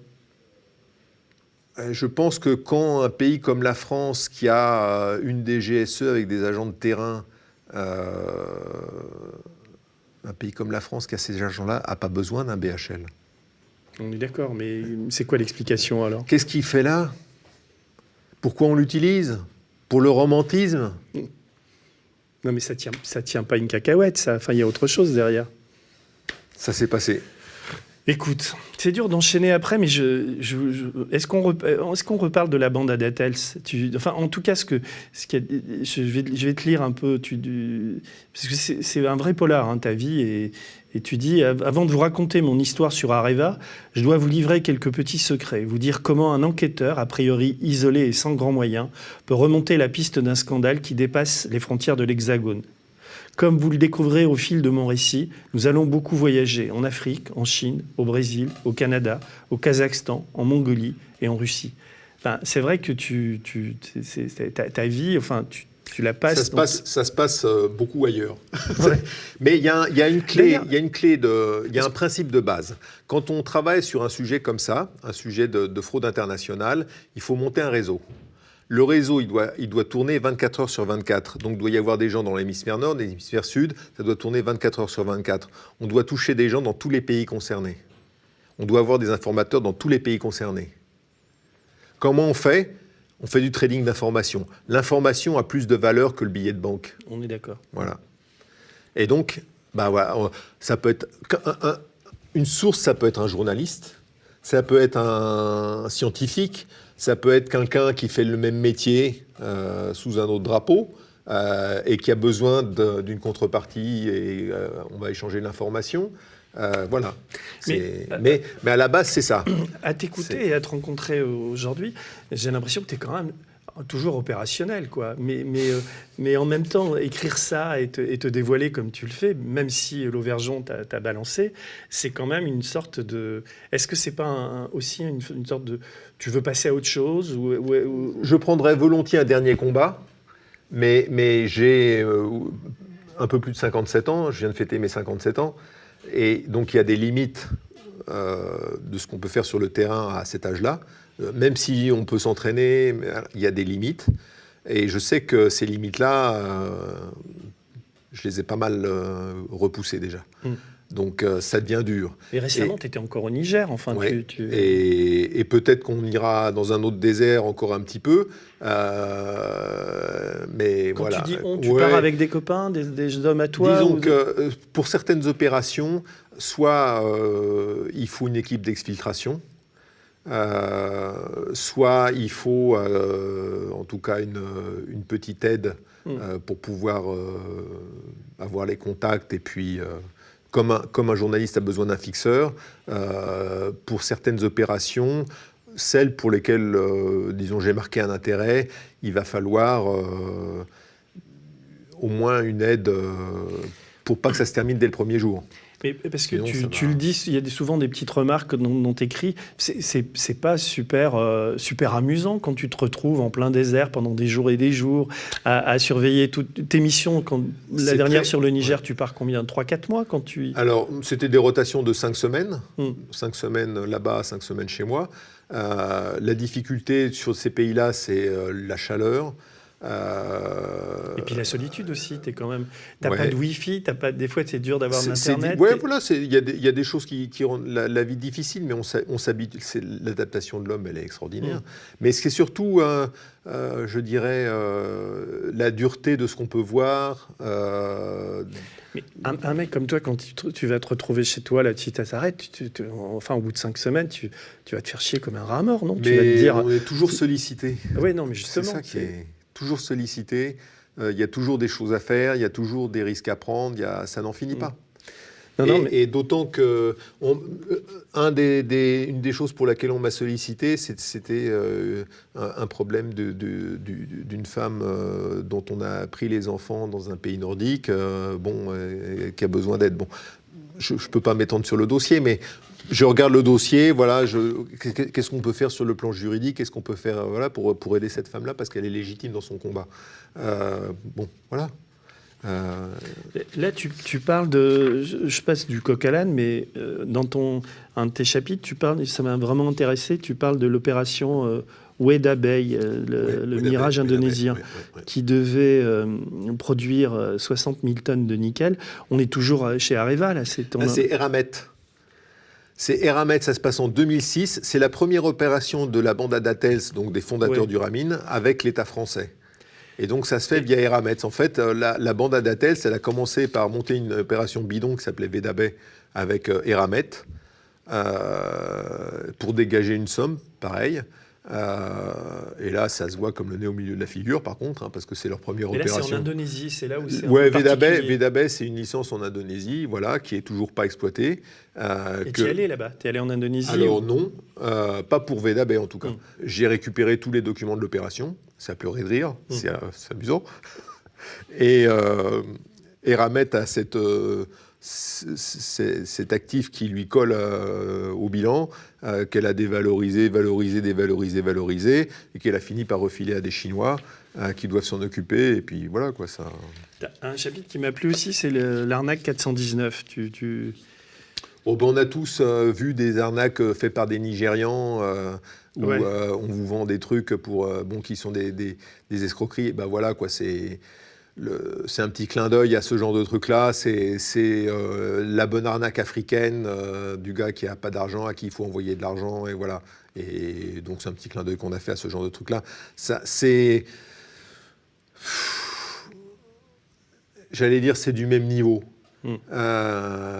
Mais tout ce qu'il y a là-dedans a été fait par des gens qui ont un vrai pouvoir, Tu écris là, dans ce chapitre sur l'arnaque 419, j'ai la prétention de penser que le dossier Eramet finira par éclater au grand jour ou deviendra une référence historique en matière de corruption internationale.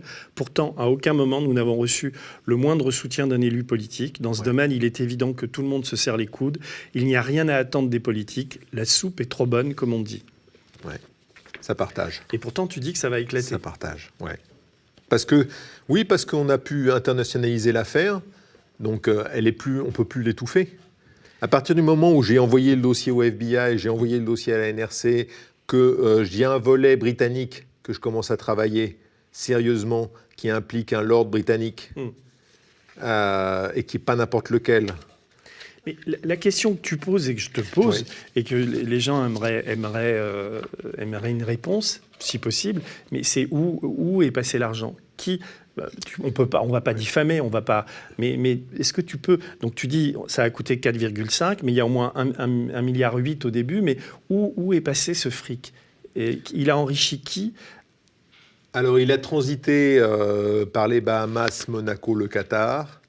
Il y a un document sur lequel on travaille en ce moment que je ne peux pas révéler, mais qui est le document par lequel on voit comment l'argent et le creuset qui a été fait et les vrais bénéficiaires. Il y a les réseaux de blanchiment qu'on a bien étudiés, sur lesquels on avance bien.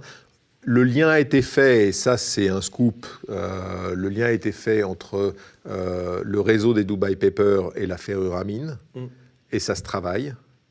Et parce que les Dubai Papers sont sortis, mais Voilà. d'une manière très, on peut dire édulcorée ou parcellaire. Le Nouvel Obs avait sorti. Voilà, mais en fait, le Nouvel Obs a vu que, je dirais, 20%, même pas de la réalité, quoi, de ce qui était intéressant. Donc, On n'a pas parlé des mystères de la Democrat Connection. Alors, je te lis. En ce début de printemps 2018, je suis en mission quelque part dans une zone désertique en Afrique. J'aime bien ça parce que tu penses à quelqu'un que j'aime beaucoup, qui est Charles de Foucault, un vrai maître qui a passé 12 ans à étudier les Touaregs sans aucun soutien ni aide. Et ce n'est pas son seul titre de gloire. Il faut avoir la peau chauffée par le soleil du Sahel pour comprendre combien cet homme a dû souffrir de tout, y compris de l'isolement. Je ne peux vous décrire comment notre défense fait son renseignement aujourd'hui, mais je n'ai pas croisé d'homme de cette trempe et ce que je vois me rend plutôt agressif. Je me calme en me replongeant dans le dossier Areva, malgré une connexion Internet défaillante. Soudain, une certaine joie m'envahit. On t'imagine en plein désert, en train de te marrer. Enfin, je veux dire, je viens enfin de comprendre les tenants et les aboutissants des affaires américaines d'Areva. Je suis pris aussi d'un peu de vertige. Ce que j'ai découvert est énorme et au moins aussi grave que le scandale Uramin. ouais. Peut-être même plus grave. Donc là tu es dans un désert, on imagine au Niger ou ailleurs. Ouais, Enfin, ouais. Et à un moment, c'est comme le Eureka, j'ai trouvé. L'illumination. Et là, ça fait quand même du bien parce que, en fait, on absorbe énormément d'informations et finalement, le pulse se fait. Et on arrive à voir l'image de ce qu'on. Le lien entre les informations et ça déroule. Et on trouve l'affaire Osra qui est peut-être plus grave parce que la corruption de l'administration américaine, quand même. La corruption de l'administration américaine. Mais ça, tu le découvres comment ? En fouillant dans... Enfin, c'était sur Internet, là où... Il y a des éléments mais très parcellés. On parle de lignes dans un document de référence. Donc, un document qui fait 300 pages, il y a une ligne, quelques mots. Et chaque année, comme ça, il faut les faire tous pour avoir le petit bout de ligne. Il y a des éléments photos et vidéos. Il y a des documents qui sont enregistrés aux États-Unis. Donc tout ça, les États-Unis ont quelque chose de remarquable, et qu'on n'a pas en France, ça s'appelle le FOIA, ça s'appelle le Freedom of Information Act. C'est une loi qui permet à n'importe qui d'obtenir la correspondance entre l'administration américaine et une société, si c'est d'intérêt public, pour résumer. Oui. C'est pour ça que quand, par exemple, Boeing a eu ses problèmes avec les avions qui sont tombés récemment, je ne me souviens plus quelle classe d'avion c'est, mais les avions... Tous les emails de Boeing avec l'administration ont été publics. Et on a vu comment ça se passait, à Téhéran. On aimerait bien qu'il y ait la même chose avec Airbus et l'administration européenne ou l'administration française. Et ça n'arrivera jamais. Parce qu'on n'a pas le Freedom of Information Act, le FOIA. On pourrait l'avoir d'ailleurs, ça ne doit pas être si... Non, parce que nous, on a le secret des affaires. Ouais. Non, mais je sais, mais... Ah ben voilà. Pourquoi le contribuable américain a le FOIA et le contribuable français a le secret des affaires? Parce que la démocratie américaine, malgré Trump, fonctionne un peu mieux que la démocratie française. C'est clair. La justice coûte cher. Mais on peut instruire. Et on peut instruire quand on est journaliste. Quand on est journaliste, on est quand même pas mal protégé aux États-Unis. Plus qu'ici. Plus qu'ici. Moi, je serais riche aujourd'hui si j'étais aux États-Unis. Voilà. Avec l'Airstream. Les lanceurs d'alerte sont rémunérés dans le cadre des affaires de corruption, etc. Ce qui n'a jamais été mon cas. Moi, je n'ai pas touché un centime, mais je n'en demande pas, d'ailleurs. Tu t'es enrichi sur le dos de l'Angleterre. Voilà, il y a longtemps. En revanche, c'est vrai que là où je leur donne tort, quand je vois le procès Assange, Bah oui. C'est un drame. Et même le militaire qui avait donné des données, un jeune militaire qui avait donné qui a changé de sexe. Chelsea. Oui, enfin bref. Moi, je pense que ces gens-là auraient dû être graciés. Ils auraient dû peut-être Bien sûr. être condamnés pour le principe, mais graciés après, de même que Assange. Parce que l'air de rien, il a montré au travers de Wikileaks comment fonctionnait la diplomatie américaine, l'administration américaine. Et dans les dossiers qui ont été publiés, il y a des choses qui ont intéressé des partenaires étrangers, dans le bon sens du terme, qui ont permis de résoudre des affaires.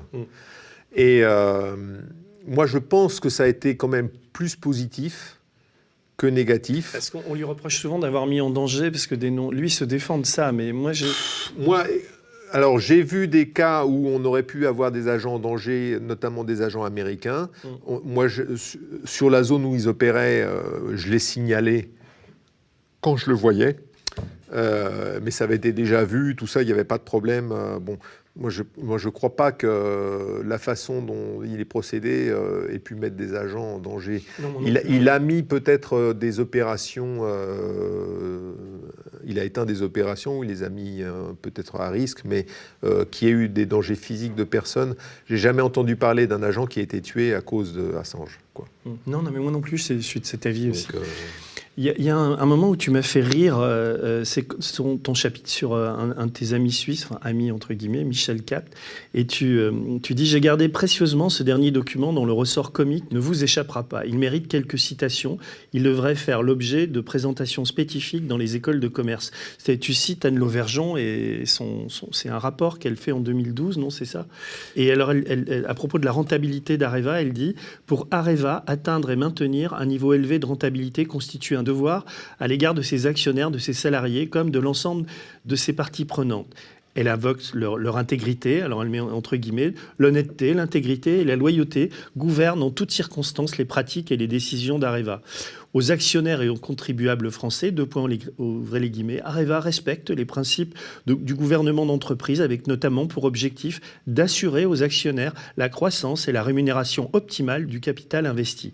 Et ce paragraphe se termine par une affirmation du meilleur effet, ouvrez les guillemets, le groupe est particulièrement attentif à donner une information financière exacte et pertinente.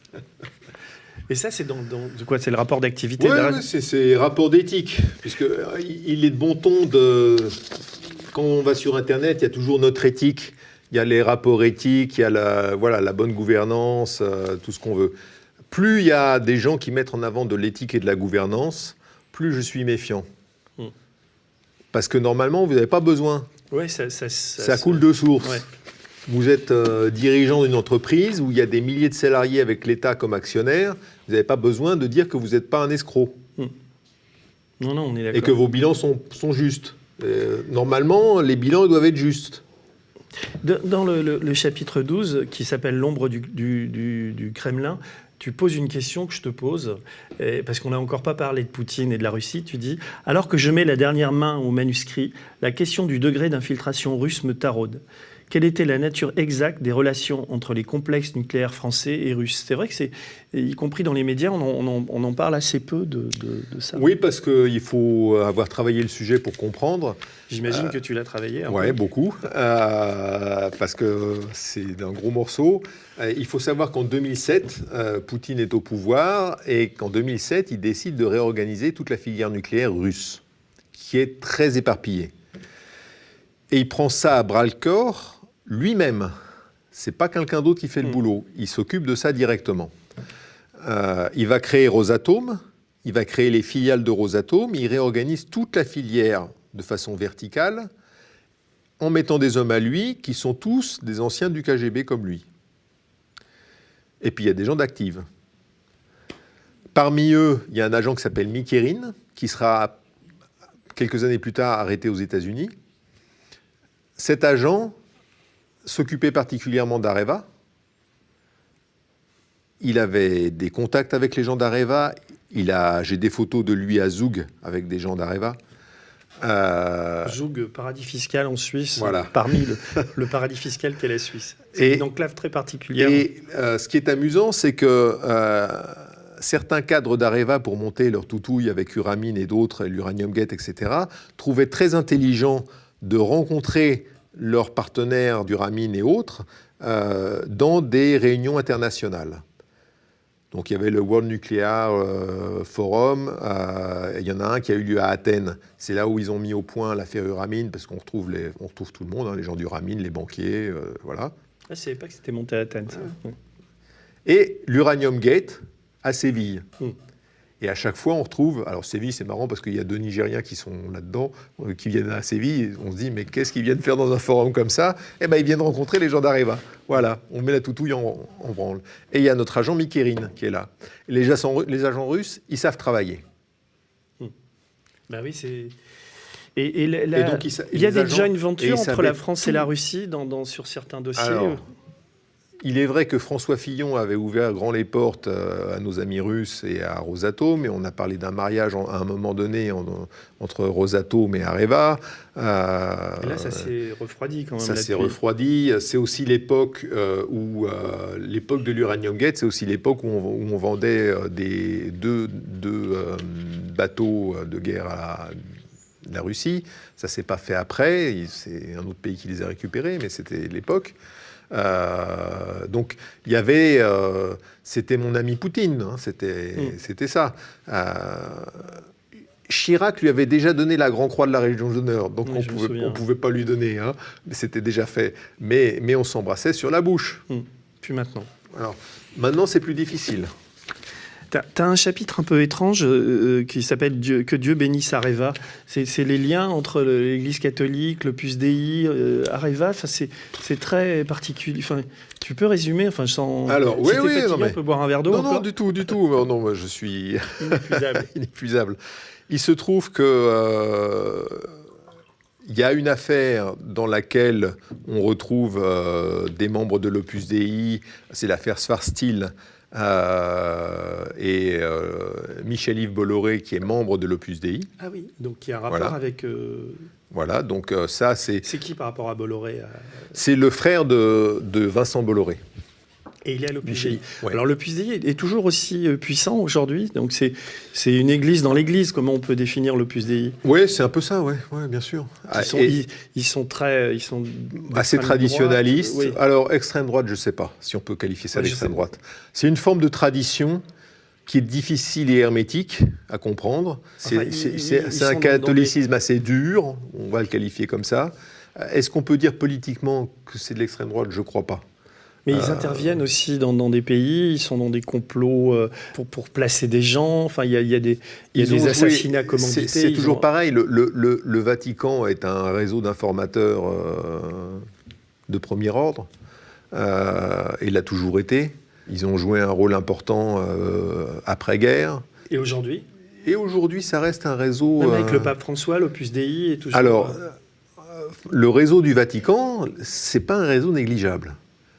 Ils sont dans tous les pays où il se passe des choses pas simples. Et ils parlent aux gens. Et ils sont sur place pour pas cher.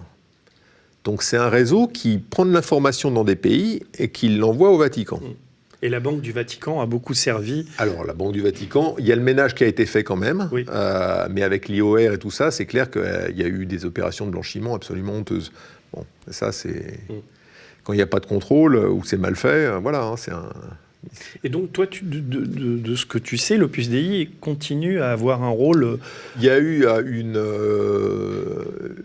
une partie du personnel d'Areva qui bénéficiait de salles de prière dans Areva, ce qui est quand même bizarre pour une société qui appartient à l'État, qui est des salles de prière, mais bon...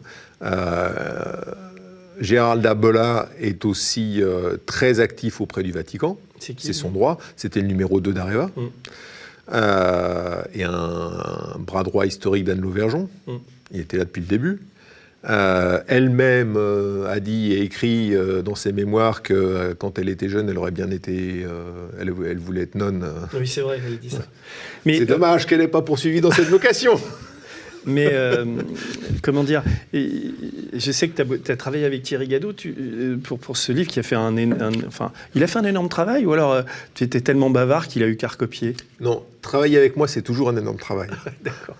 Non, mais c'est toujours, je pense qu'il doit se flageller tous les jours de m'avoir serré la main une fois. Non, je crois pas, parce que je suis sûr... Non, mais sur ce chapitre-là, je suis un peu resté sur ma faim, moi, sur le... Je me dis qu'il y a sans doute... Mais bon, il y a sans doute des trucs à gratter encore sur...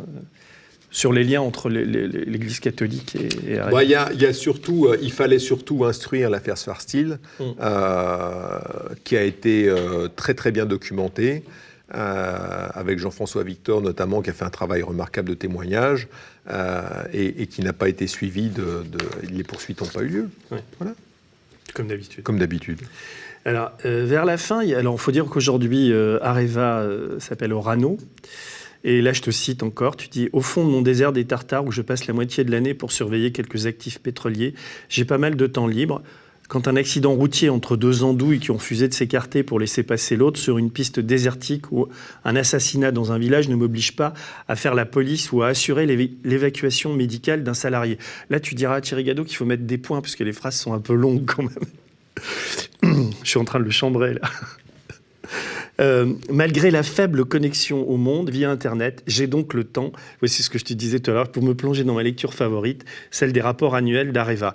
Et là, ce que je voudrais savoir, c'est aujourd'hui avec Orano, où on en est sur tout ça. Qu'est-ce qui se passe? Est-ce qu'il y a un ménage un petit peu qui a été fait? Est-ce que tu as des contacts avec eux? Donc, il y a des choses qu'il faut voir. C'est que Areva était coté en bourse. Ouais. Il y a un rapport qui a été fait pour pouvoir sortir Areva de la bourse à une valeur donnée, pour pouvoir payer les actionnaires. Et dire, voilà, ce que votre action, elle vaut tant. Et cette valeur-là, elle est attestée par le cabinet Finexsi qui a fait son rapport. Ce rapport, et je peux le dire sans aucun problème devant une caméra, c'est une blague. Il est faux à différents endroits de façon grossière.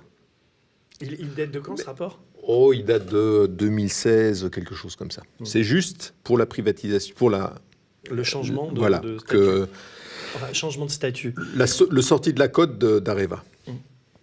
Et Areva, Areva s'appelle pas encore Orano. On sort juste Areva de la cote, on dit ok, on arrête la casse, c'est fini. Orano aujourd'hui, l'État français, il y a des Japonais encore, ou comment c'est comment la répartition du capital? L'État français est encore majoritaire. Enfin, le groupe, ça va être un peu compliqué à expliquer, hein, mais disons que dans les nouveaux actionnaires, il y a des Japonais à hauteur de 10% qui ont été invités. Et donc, il a fallu sortir Areva de la cote. Payer les anciens actionnaires 4,50 € l'action, avec ce rapport de Finexsi qui a pleuré de rire. Et derrière, il faut recapitaliser. C'est là où Et c'est là où il faut trouver des braves partenaires étrangers qui ne vont pas trop regarder ce qui se passe et qui vont faire confiance à l'État français et à sa signature. Et on continue. Et on continue à leur mentir. Oui, parce qu'il y a les EPR qui sont en train de se casser la gueule. Il n'y a pas que ça. Il n'y a pas que ça. Il y a le projet Eagle Rock aux États-Unis. C'est quoi Eagle Rock? Eagle Rock, c'est un projet de construction d'une infrastructure aux États-Unis. Nucléaire. Oui. Que Obama connaît très bien. Parce qu'il a touché des Parce que c'est lui qui a autorisé un prêt de 2 milliards de dollars en faveur d'Areva, alors qu'Areva était parti en vrac. Donc 2 milliards de dollars en faveur d'Areva, juste après l'affaire Osra. Enfin, un prêt dont Areva pouvait bénéficier. Et tant que le dossier n'était pas clos ou que les travaux n'avaient pas démarré, c'était toujours en cours. Ce prêt était... Voilà. J'ai 2 mails qui mentionnent stricto sensu que POTUS, donc POTUS, ça veut dire President of the United States, POTUS donne son accord pour ce prêt, alors que tout le monde n'est pas d'accord. Les autres lui disent non, il ne faut pas le faire. Il y a un problème. POTUS, il dit oui. On ne la connaît pas, cette facette-là d'Obama. Non. Eh ben voilà. Et ça, c'est sorti aux États-Unis un peu? Il y a eu quelques papiers, il n'y a eu pas encore? L'administration américaine est parfaitement consciente. Les 2 documents dont je parle, les 2 emails, ont été validés par des juges. Non, des juges aux États-Unis? Oui. Pourquoi? Donc il y a un dossier, Parce il y a qu'il une enquête. il y a eu un procès, le procès Solyndra, et ces 2 emails ça font partie des archives du procès Solyndra. Et donc les 2 emails ont été validés par des juges. D'accord. Donc les affaires continuent chez Areva. On arrive à la fin, tu vois, j'ai 2 post-it encore. Il y en a un, ton chapitre 16, tu l'as intitulé « Le grand capharnaüm de l'échec français ». Et je te cite, tu reviens sur Areva, enfin tu dis le désastre que c'est. De par ses statuts, le groupe Areva avait droit du soutien de tous les services de l'État, ce qui inclut les services de Bercy, ceux de la DCRI, ceux de la DGSI, ce que tu disais. Par conséquent, cette affaire est aussi celle de la corruption de l'administration française. Oui. En 2008, le président Sarkozy demande à Bernard Schwarzenegger de créer un FBI à la française. Hélas, notre squale nationale connaît mieux le milieu corse que les enseignants de Quantico. Quantico, c'est le camp d'entraînement du FBI en Virginie. Ouais. Il va par ailleurs... Tu y allais ? Je connais bien. Et en fait, ce qu'il faut savoir, c'est que les agents fédéraux, ils ont un tronc commun, on va dire, et qu'après, ils seront spécialisés. Et ça, c'est un vrai bonheur, parce qu'au moins, quand on a affaire à différentes agences, que ça soit ICE ou le FBI et tout ça, on a quand même des interlocuteurs de qualité et qui ont un niveau, voilà. Nous, on a Squarcini et Balkany, quoi. Parce que tu dis, il va par ailleurs choisir de Squarcini, quoi, qui crée ce FBI à la française. Hélas, notre squale nationale connaît mieux le milieu corse que les enseignants de Quantico. Il va d'ailleurs choisir de domicilier le siège de la DCRI à Levallois-Perret chez Balkany. Je me souviendrai toujours des yeux ronds de mon interlocuteur étranger quand je l'ai eu. C'était qui ? Je te demande pas son nom, mais c'était un agent ou quelqu'un de... Oui, c'était un agent fédéral qui... Du FBI, alors ? Un agent fédéral. Ouais. Il y en a des agences. Ouais. Alors, oui, quand tu lui expliques que le Balkany apparaît dans l'affaire Uramine via la Centrafrique, c'est du délire quand même. Et en plus, il faut lui expliquer. On lui explique que voilà, il est maire de Levallois-Perret et qu'en tant que maire de Levallois-Perret, il est officier de police judiciaire. Et alors là, les yeux tombent, comme dans un dessin animé. Quand on lui dit voilà, en France, le maire est officier de police judiciaire.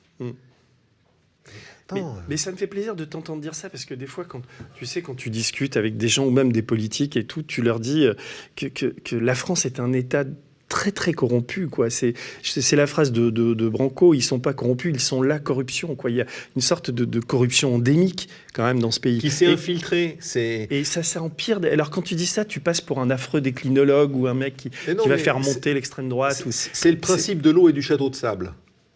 L'eau arrive sur le château de sable, ça commence par la base.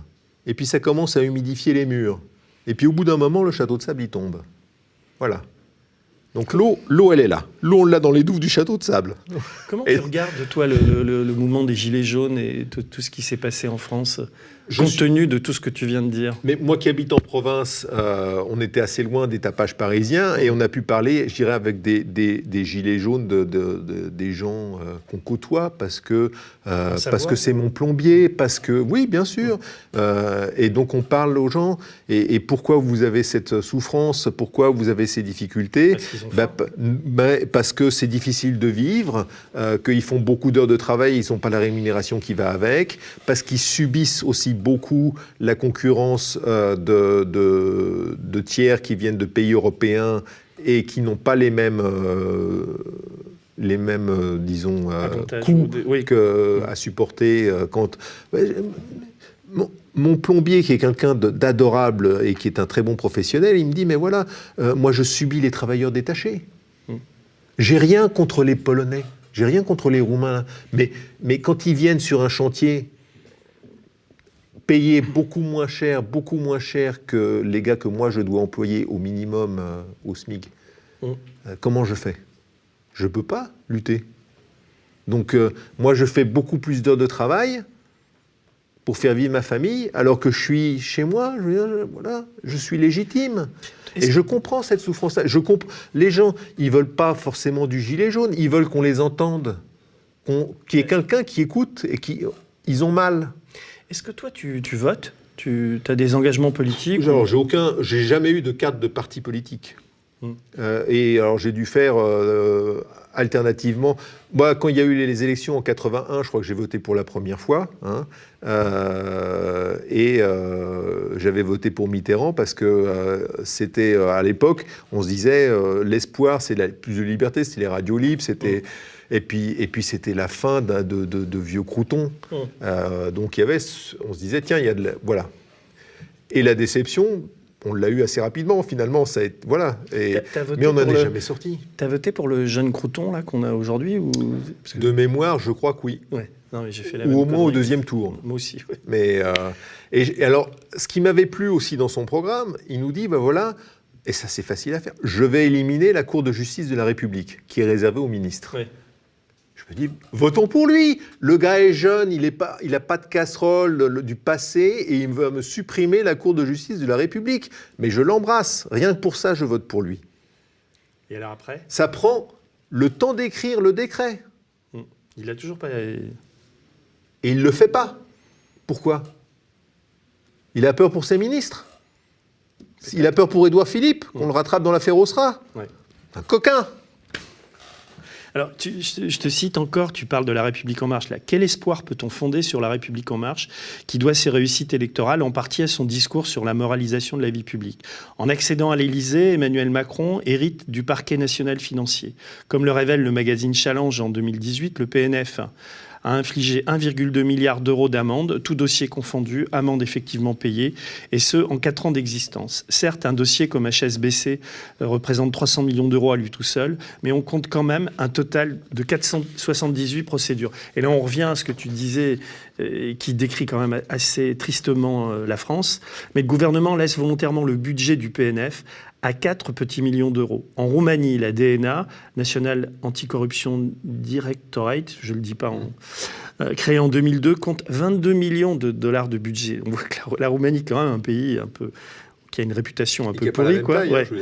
538 membres, dont 135 procureurs, 168 officiers de police et 53 experts. Quand Mme Houlette réclame la possibilité d'une enquête fiscale sans avoir à demander l'autorisation de Bercy, non seulement on le lui refuse, mais Bercy se dote d'une nouvelle police fiscale.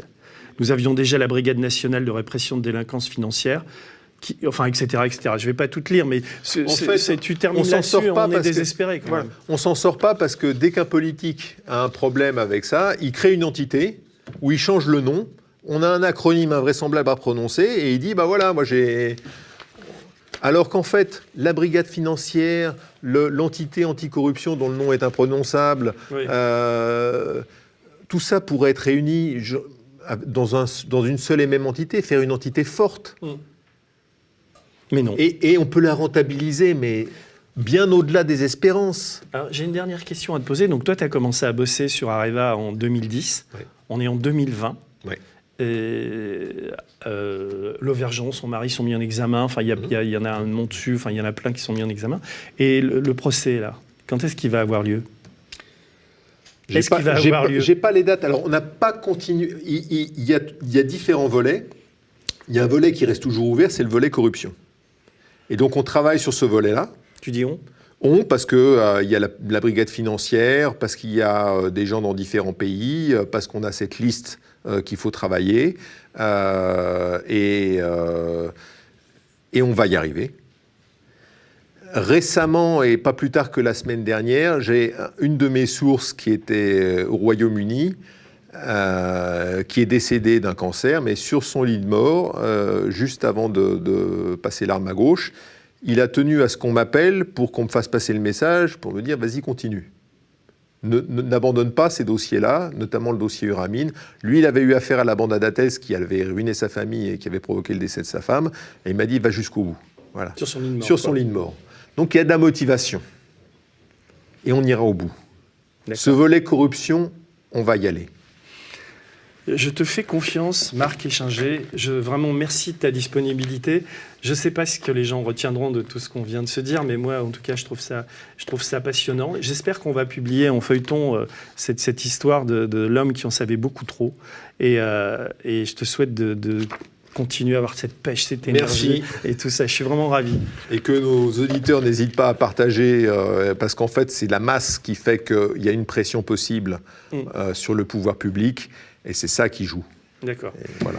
Et merci à Thierry Gadot qui a permis cette rencontre. Thierry. Voilà. Au revoir. Au revoir.